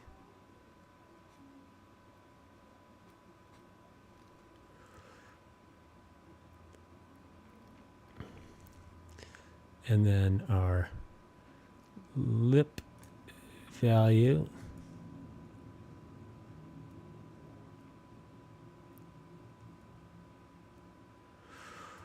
Okay. That's gonna go out a little bit more.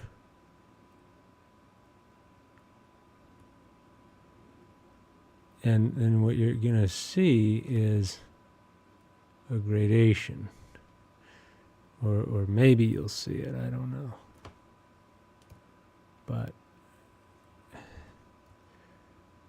could also need to hit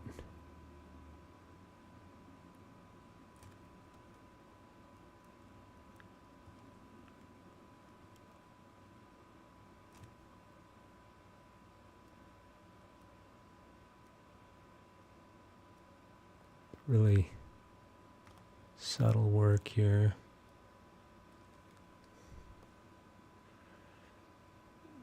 Again, maybe things are too high, too low, but the more you fill things in, the more you start to see what lives where.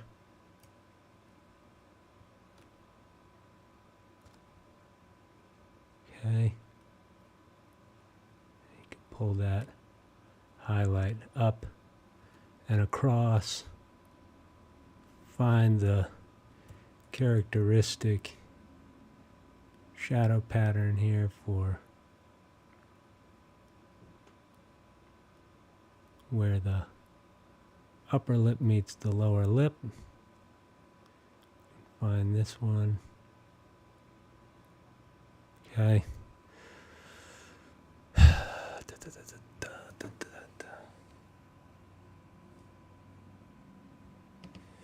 And we just keep trying.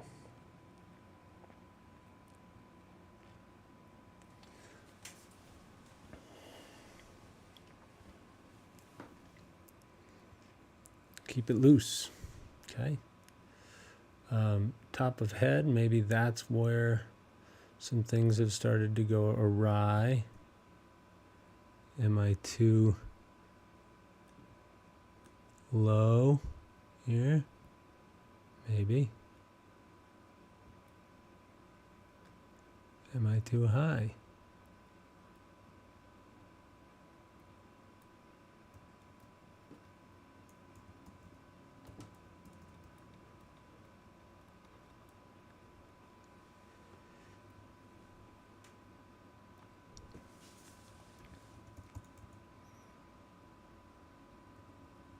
Coming along. So here, it's really hard, but we can do it. So there's a space thingy here. Ah! Oh my gosh. Let's put in our space thingy. Is that like a comms thing? Anyone know? Don't know.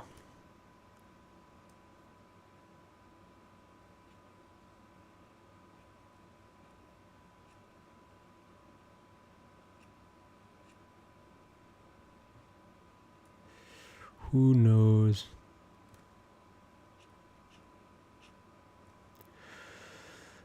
We're going to put this little marker here.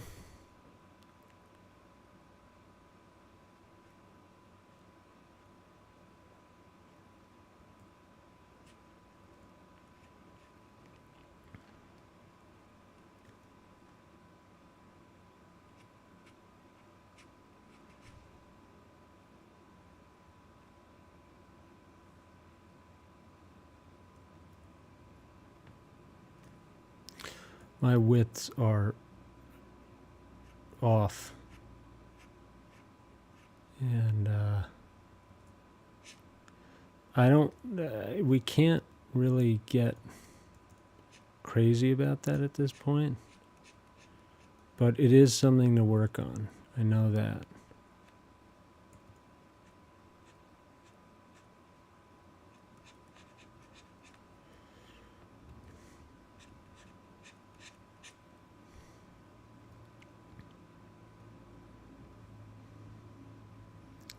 All right, we're going to take a slashly dashly do.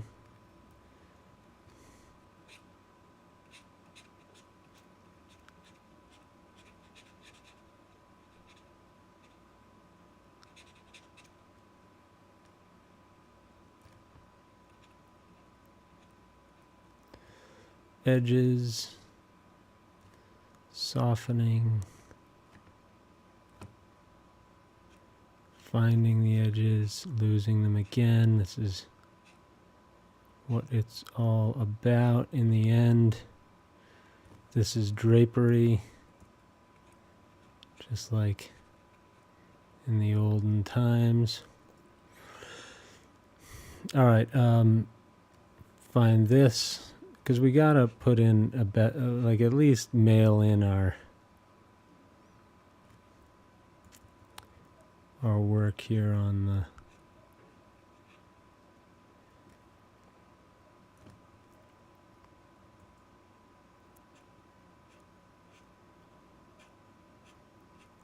something like that. I'm not great at drawing clothes. I never have been. I like drawing the heads and the eyes and the skin and the, but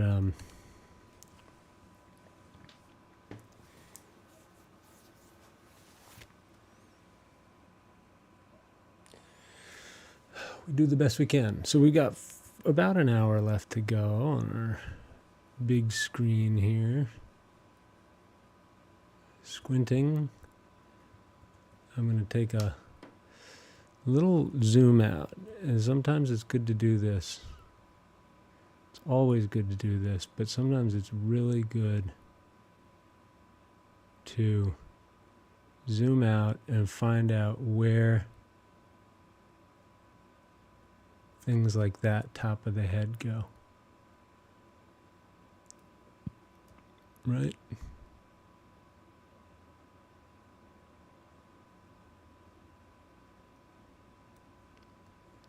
Something like that. Now we'll come back in and then we can clean that up a bit more.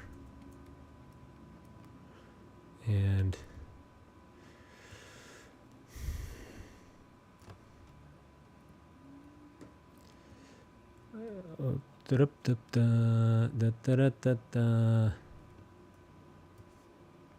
can't take that phone call right now.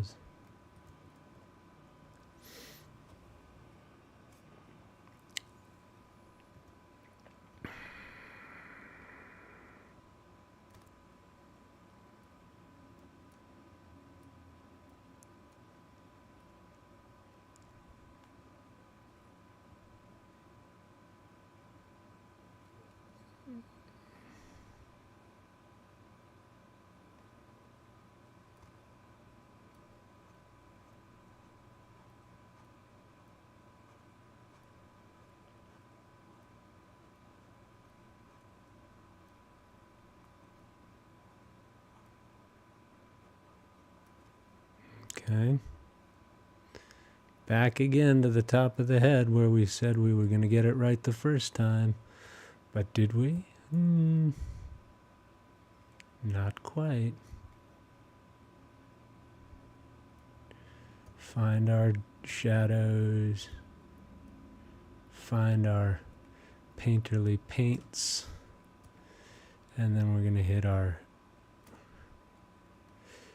brush work here. That's our forehead. Needless to say,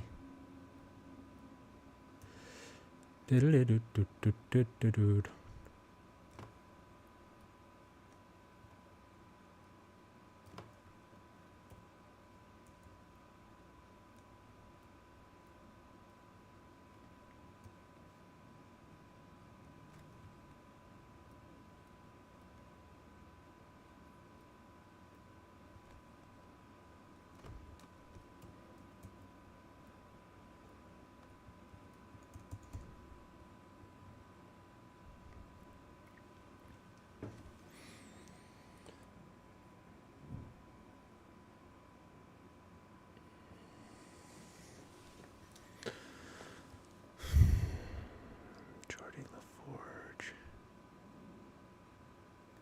Okay, there we go.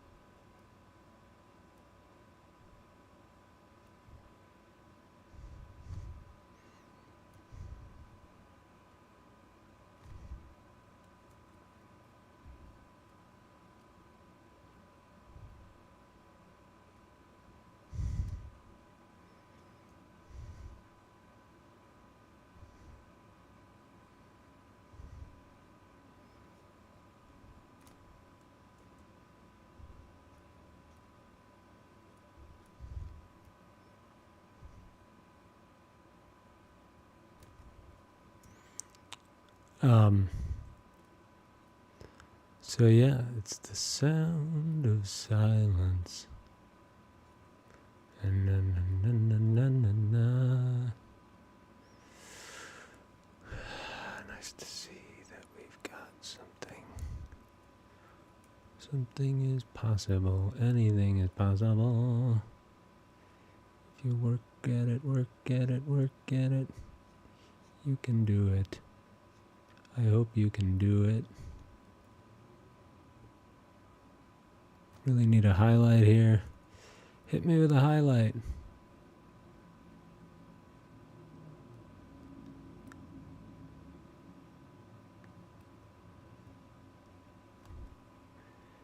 Give me a highlight. Boom.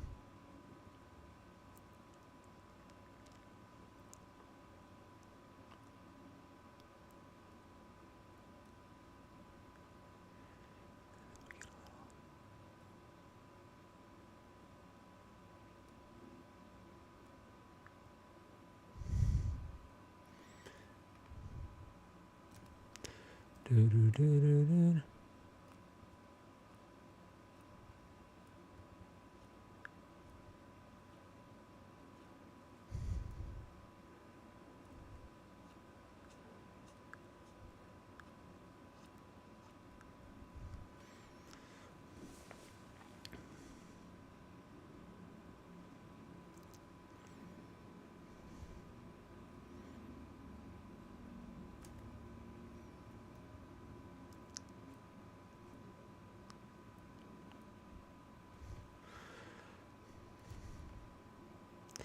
Sometimes. So yeah, now as things start to take shape, it's important to know when to leave it. What is this? Is it a sketch? Yes, it is a sketch. Do not forget what you came here to do.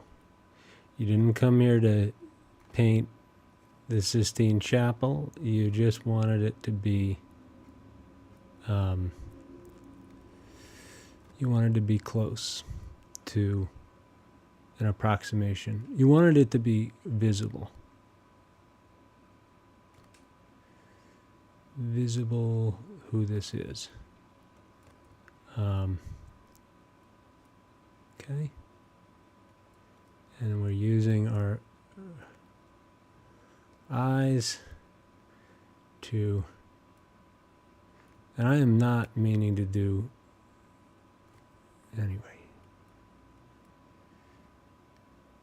This is ground that's been trod before. I'm not trying to say that I'm breaking fresh ground here, but I just enjoy trying to get it right. And I enjoy the process. So,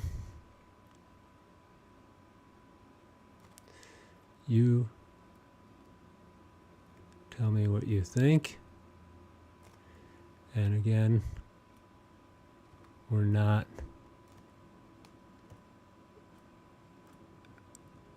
painting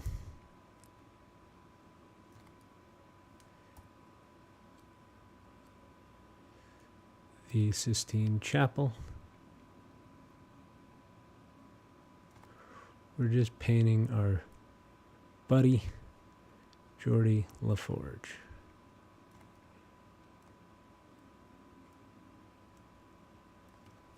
And it's just a quick sketch, right?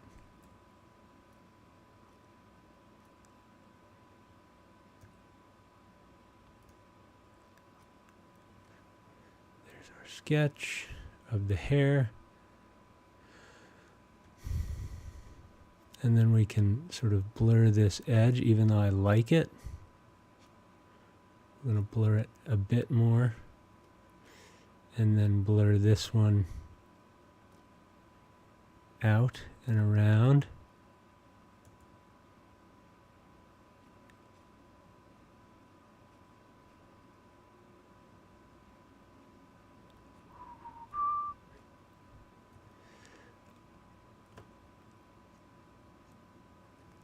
Any suggestions for the background music for this when I put it up? How about butterfly in the sky? I can go twice as high. Take a look.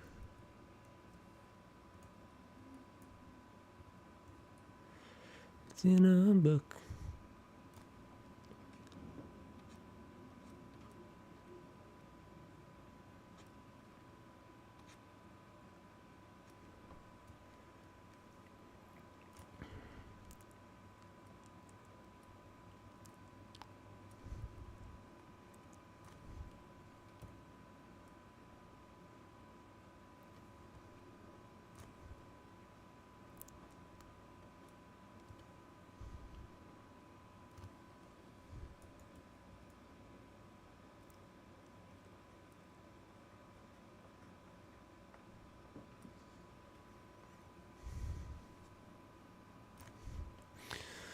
It's in a book.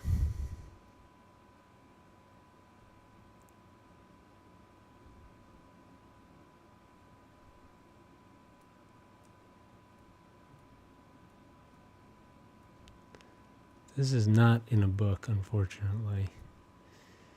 And I will say it over and over. It's hard to do, but it doesn't have to be painful. You can relax into it. You can find the path toward satisfaction with your brushwork.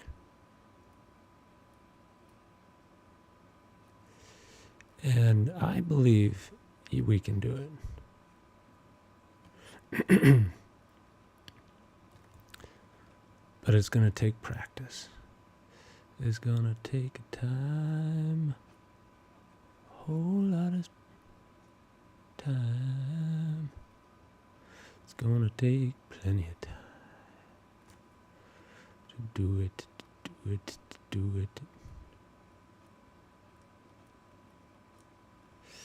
Okay, there we go.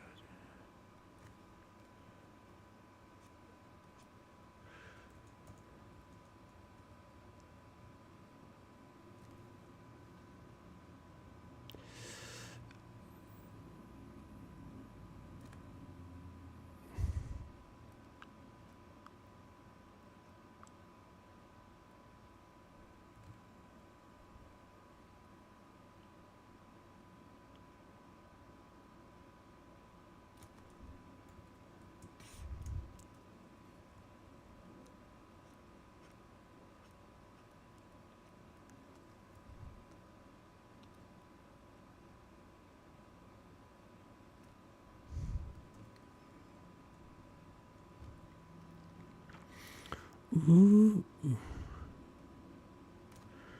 Ooh, to do it.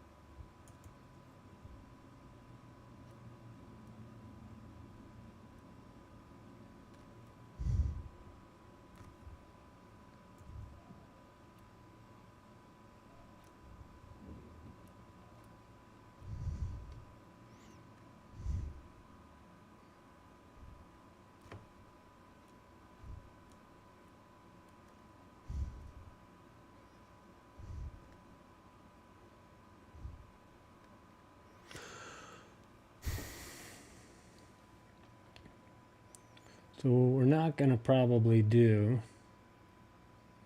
is get too far into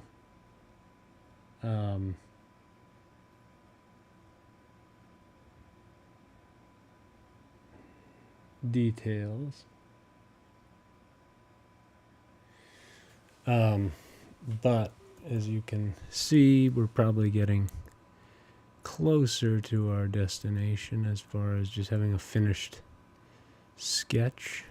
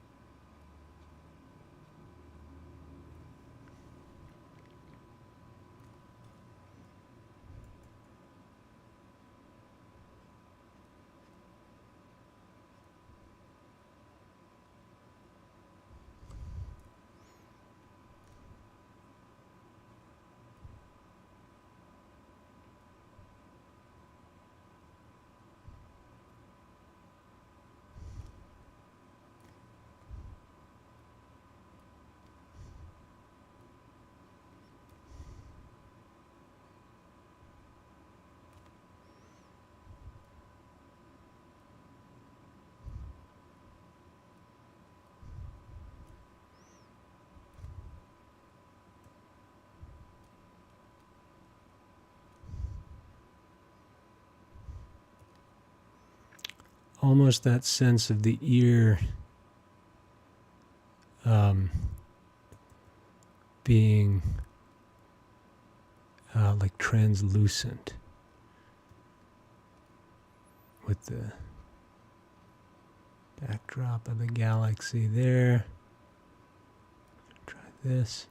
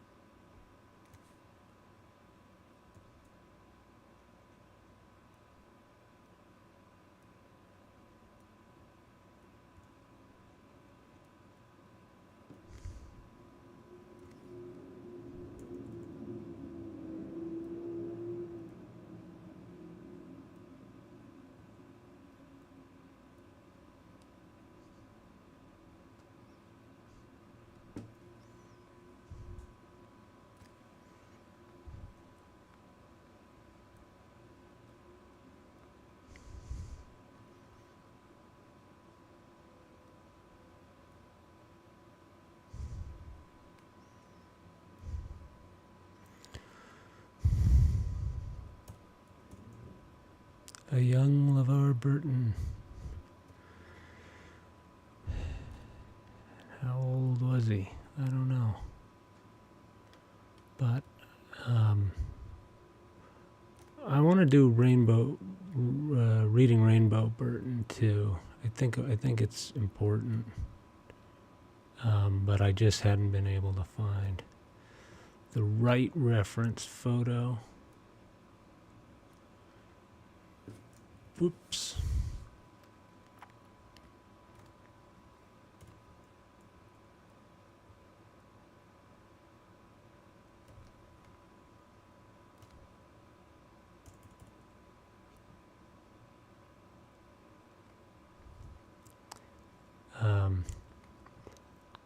Now we're going to find our shadow edge.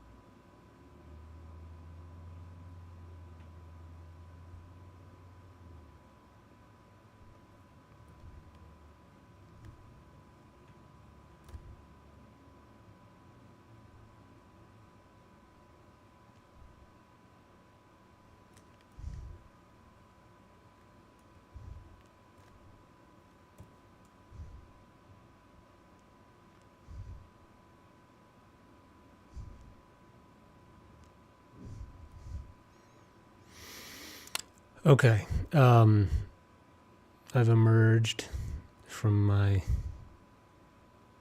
torpor somewhat.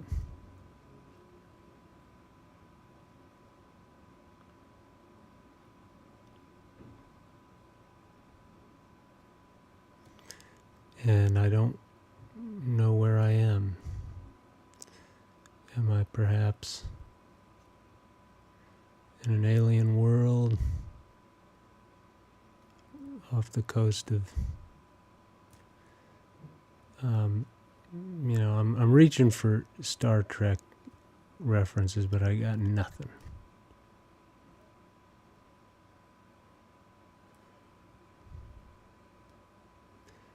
Zero.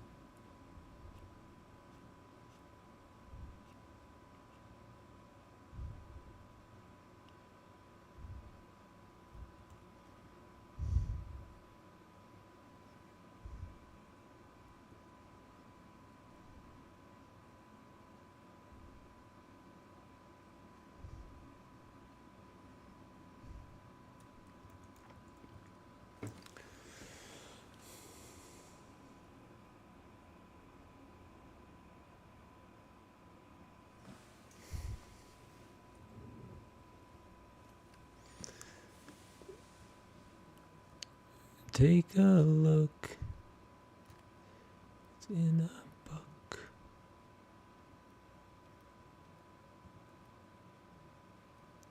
Gotta go.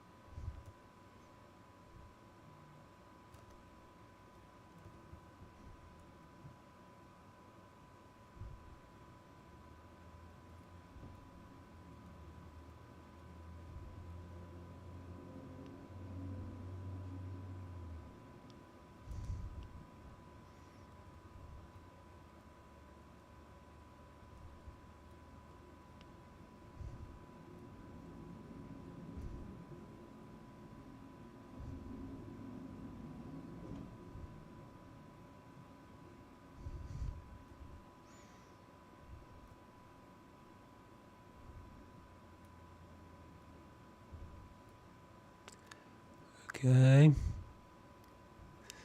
We gotta keep some sharp edges there. We gotta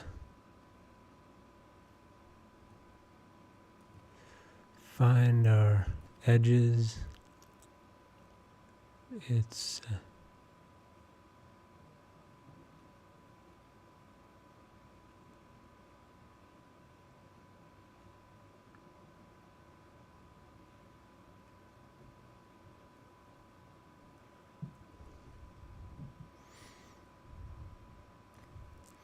now we're hitting accents, and they gotta be placed right. Accents are the final countdown here. Okay. That's fine.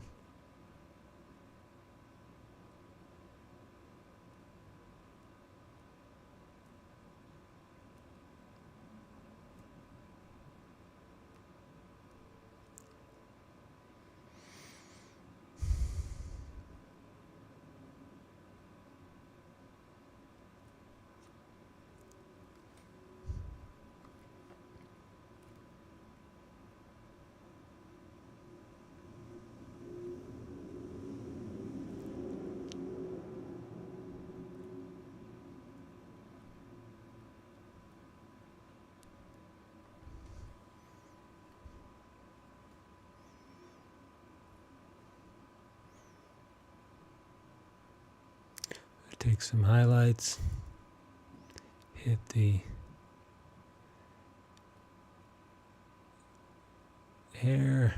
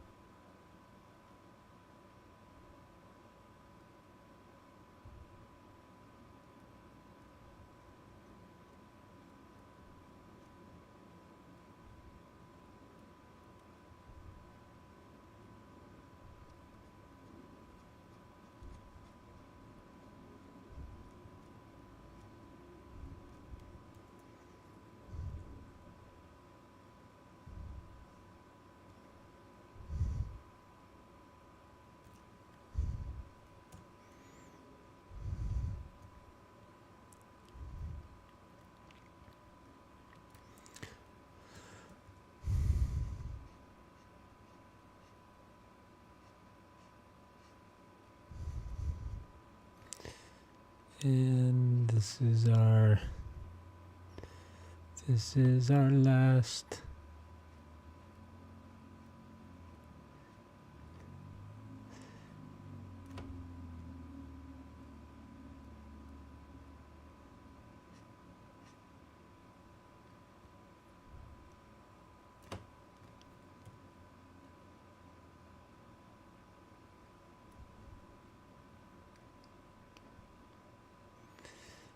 this.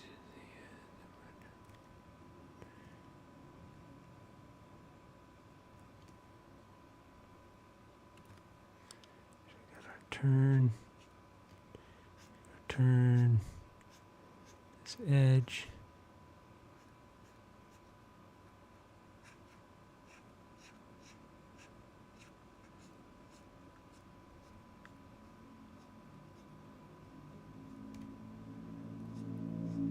Big turn.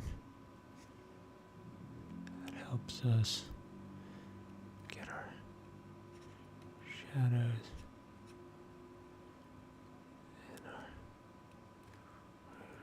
Want some, take some deep breaths, always a good idea.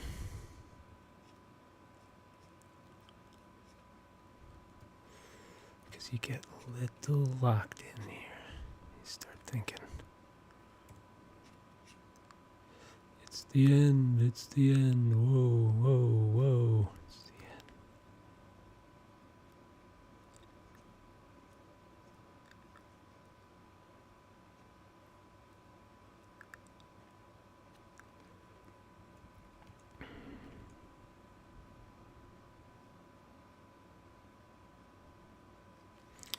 Let's put in another couple of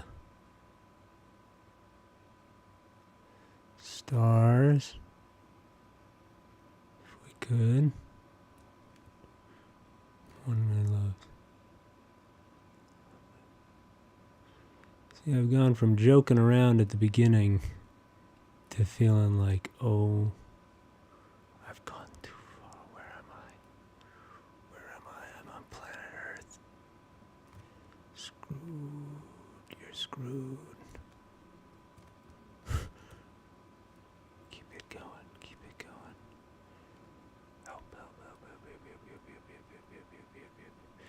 Choo, choo, choo, choo, choo, choo. Geordi, Geordi, Geordi. Come in, Geordi. Where are you?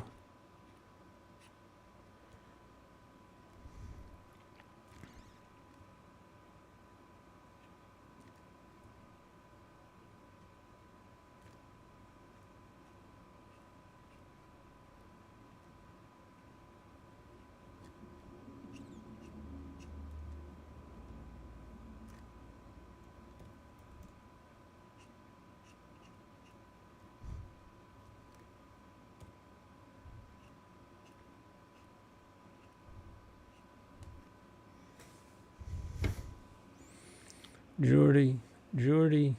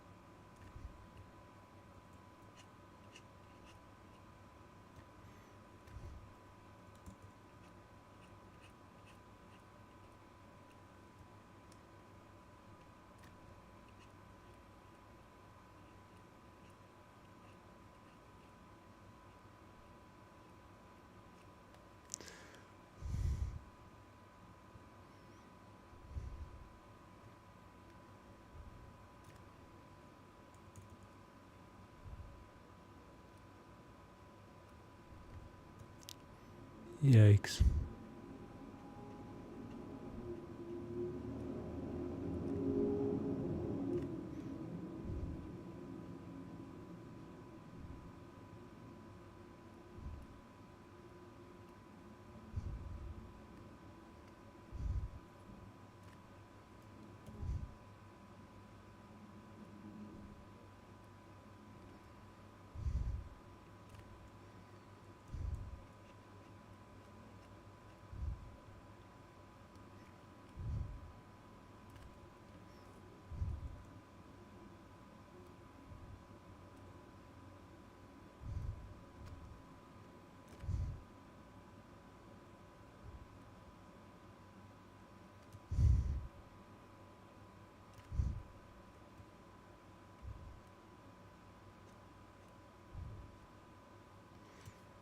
Mm-hmm.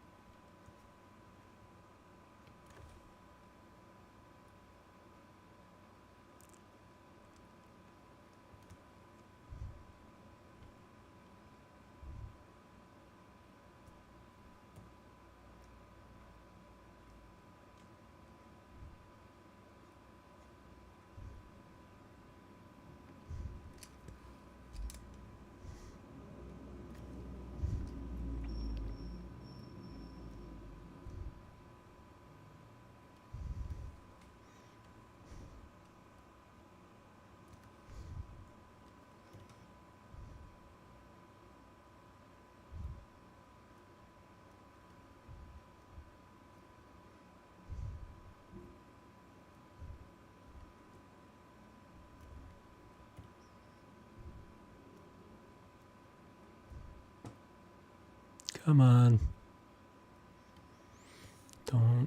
Don't go there.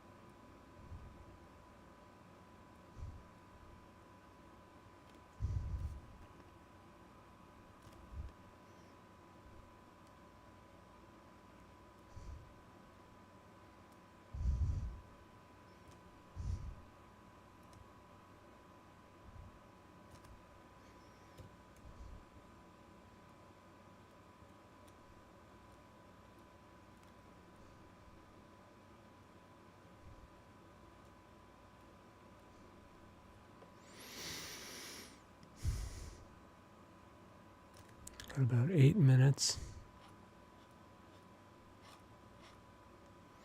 As we wind down, we can again look for areas that can soften the chin.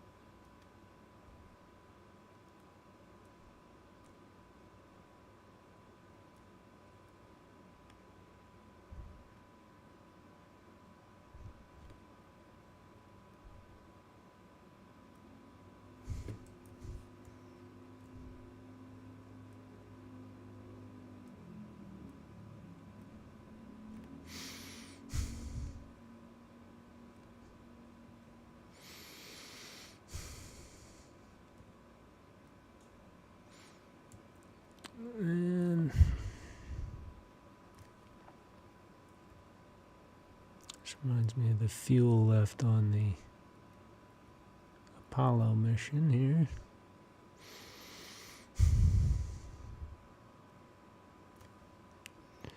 Not much fuel to go.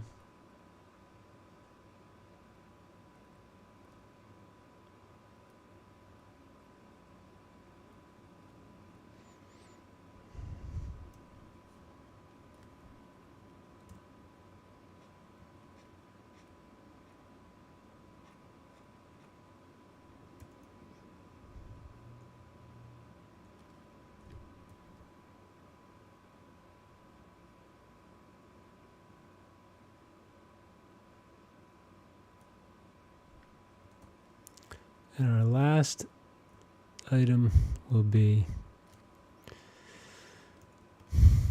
a bit more reference. This lip is really the kind of the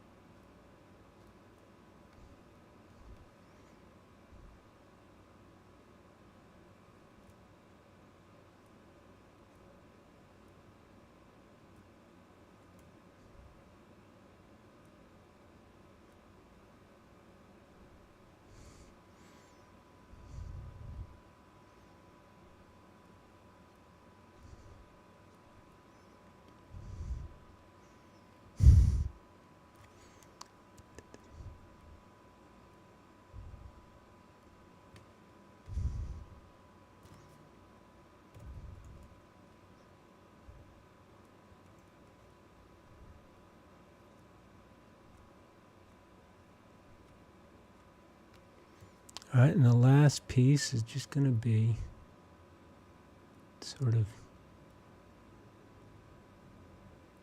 the resculpting of the base of the nose.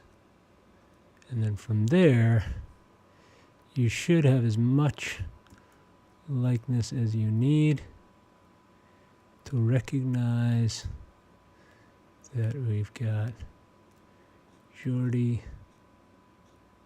La Forge. Maybe not, but at least I feel I came to do battle, and I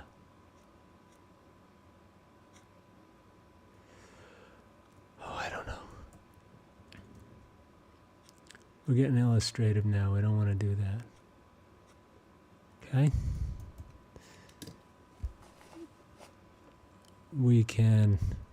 I don't like the fact that his hair up here looks like it's sort of parting. So let's find out where does it...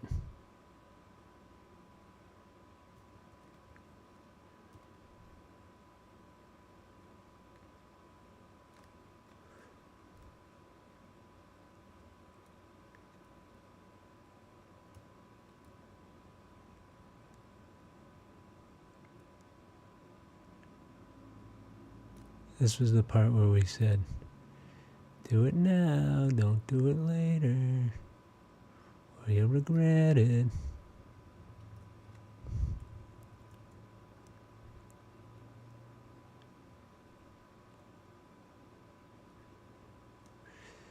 now I regret it.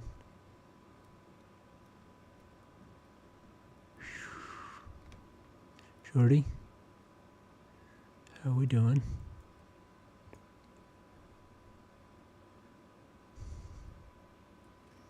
And the last maybe piece here to make our piece is going to be a little flick of the visor up, and anything for you spot the difference people who are sitting out there saying, what are you doing? You left this, or this. Lots of differences, I know. But we gotta do what we gotta do.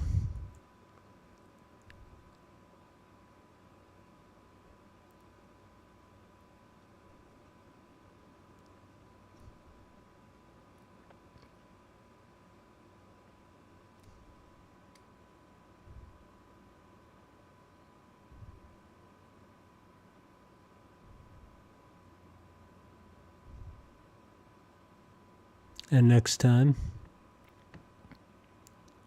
we'll get them, you know? All right, folks.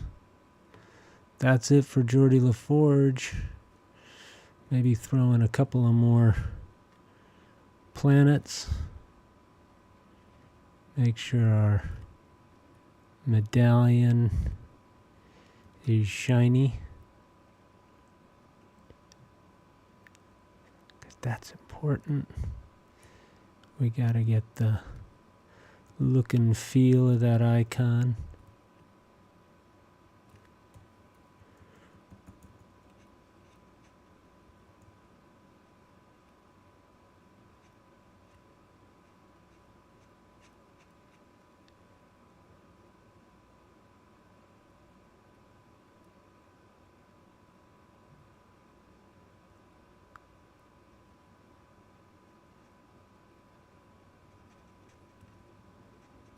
That out.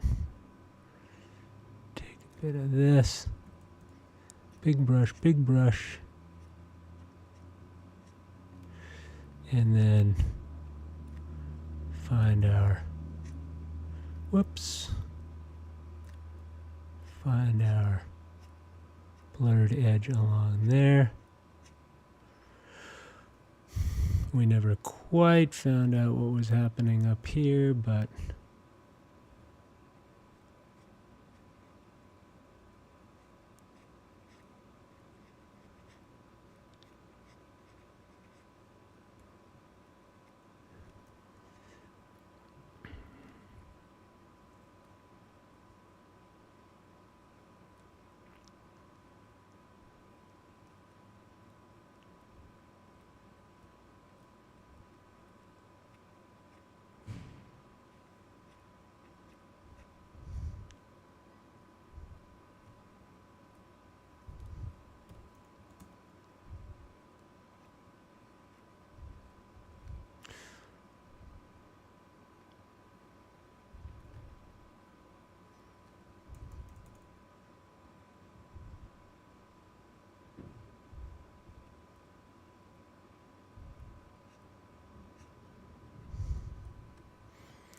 and then the last two stars down here. But before I forget, probably important to get rid of our trusty guideline here and then call it ouch a day. I'm not going to look into this anymore. We have done a quick sketch of our pal, Geordi La Forge, a.k.a. LeVar Burton, a.k.a. engineer, chief engineer of the Starship Enterprise. Okay, ooh, that was heavy lifting. I'm going to save this up as a thingamabob, as a finished piece, and I hope you enjoyed the episode. Actually, I'm not done, am I?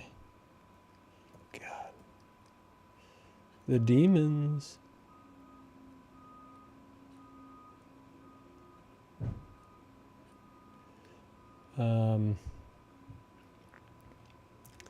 The demons.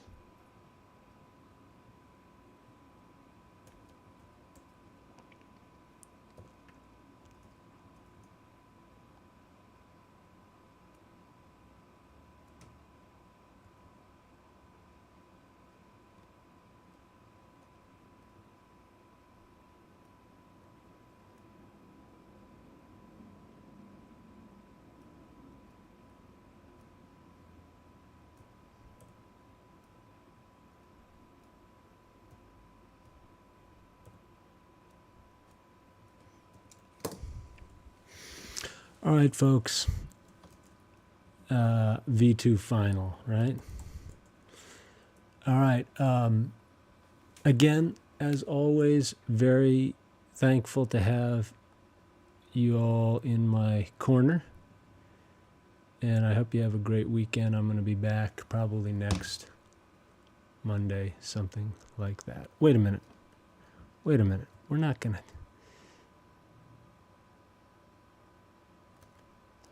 I'm not going to leave it like this.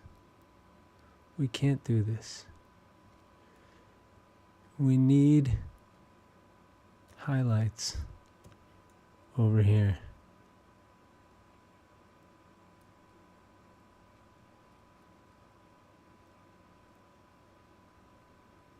That's how we see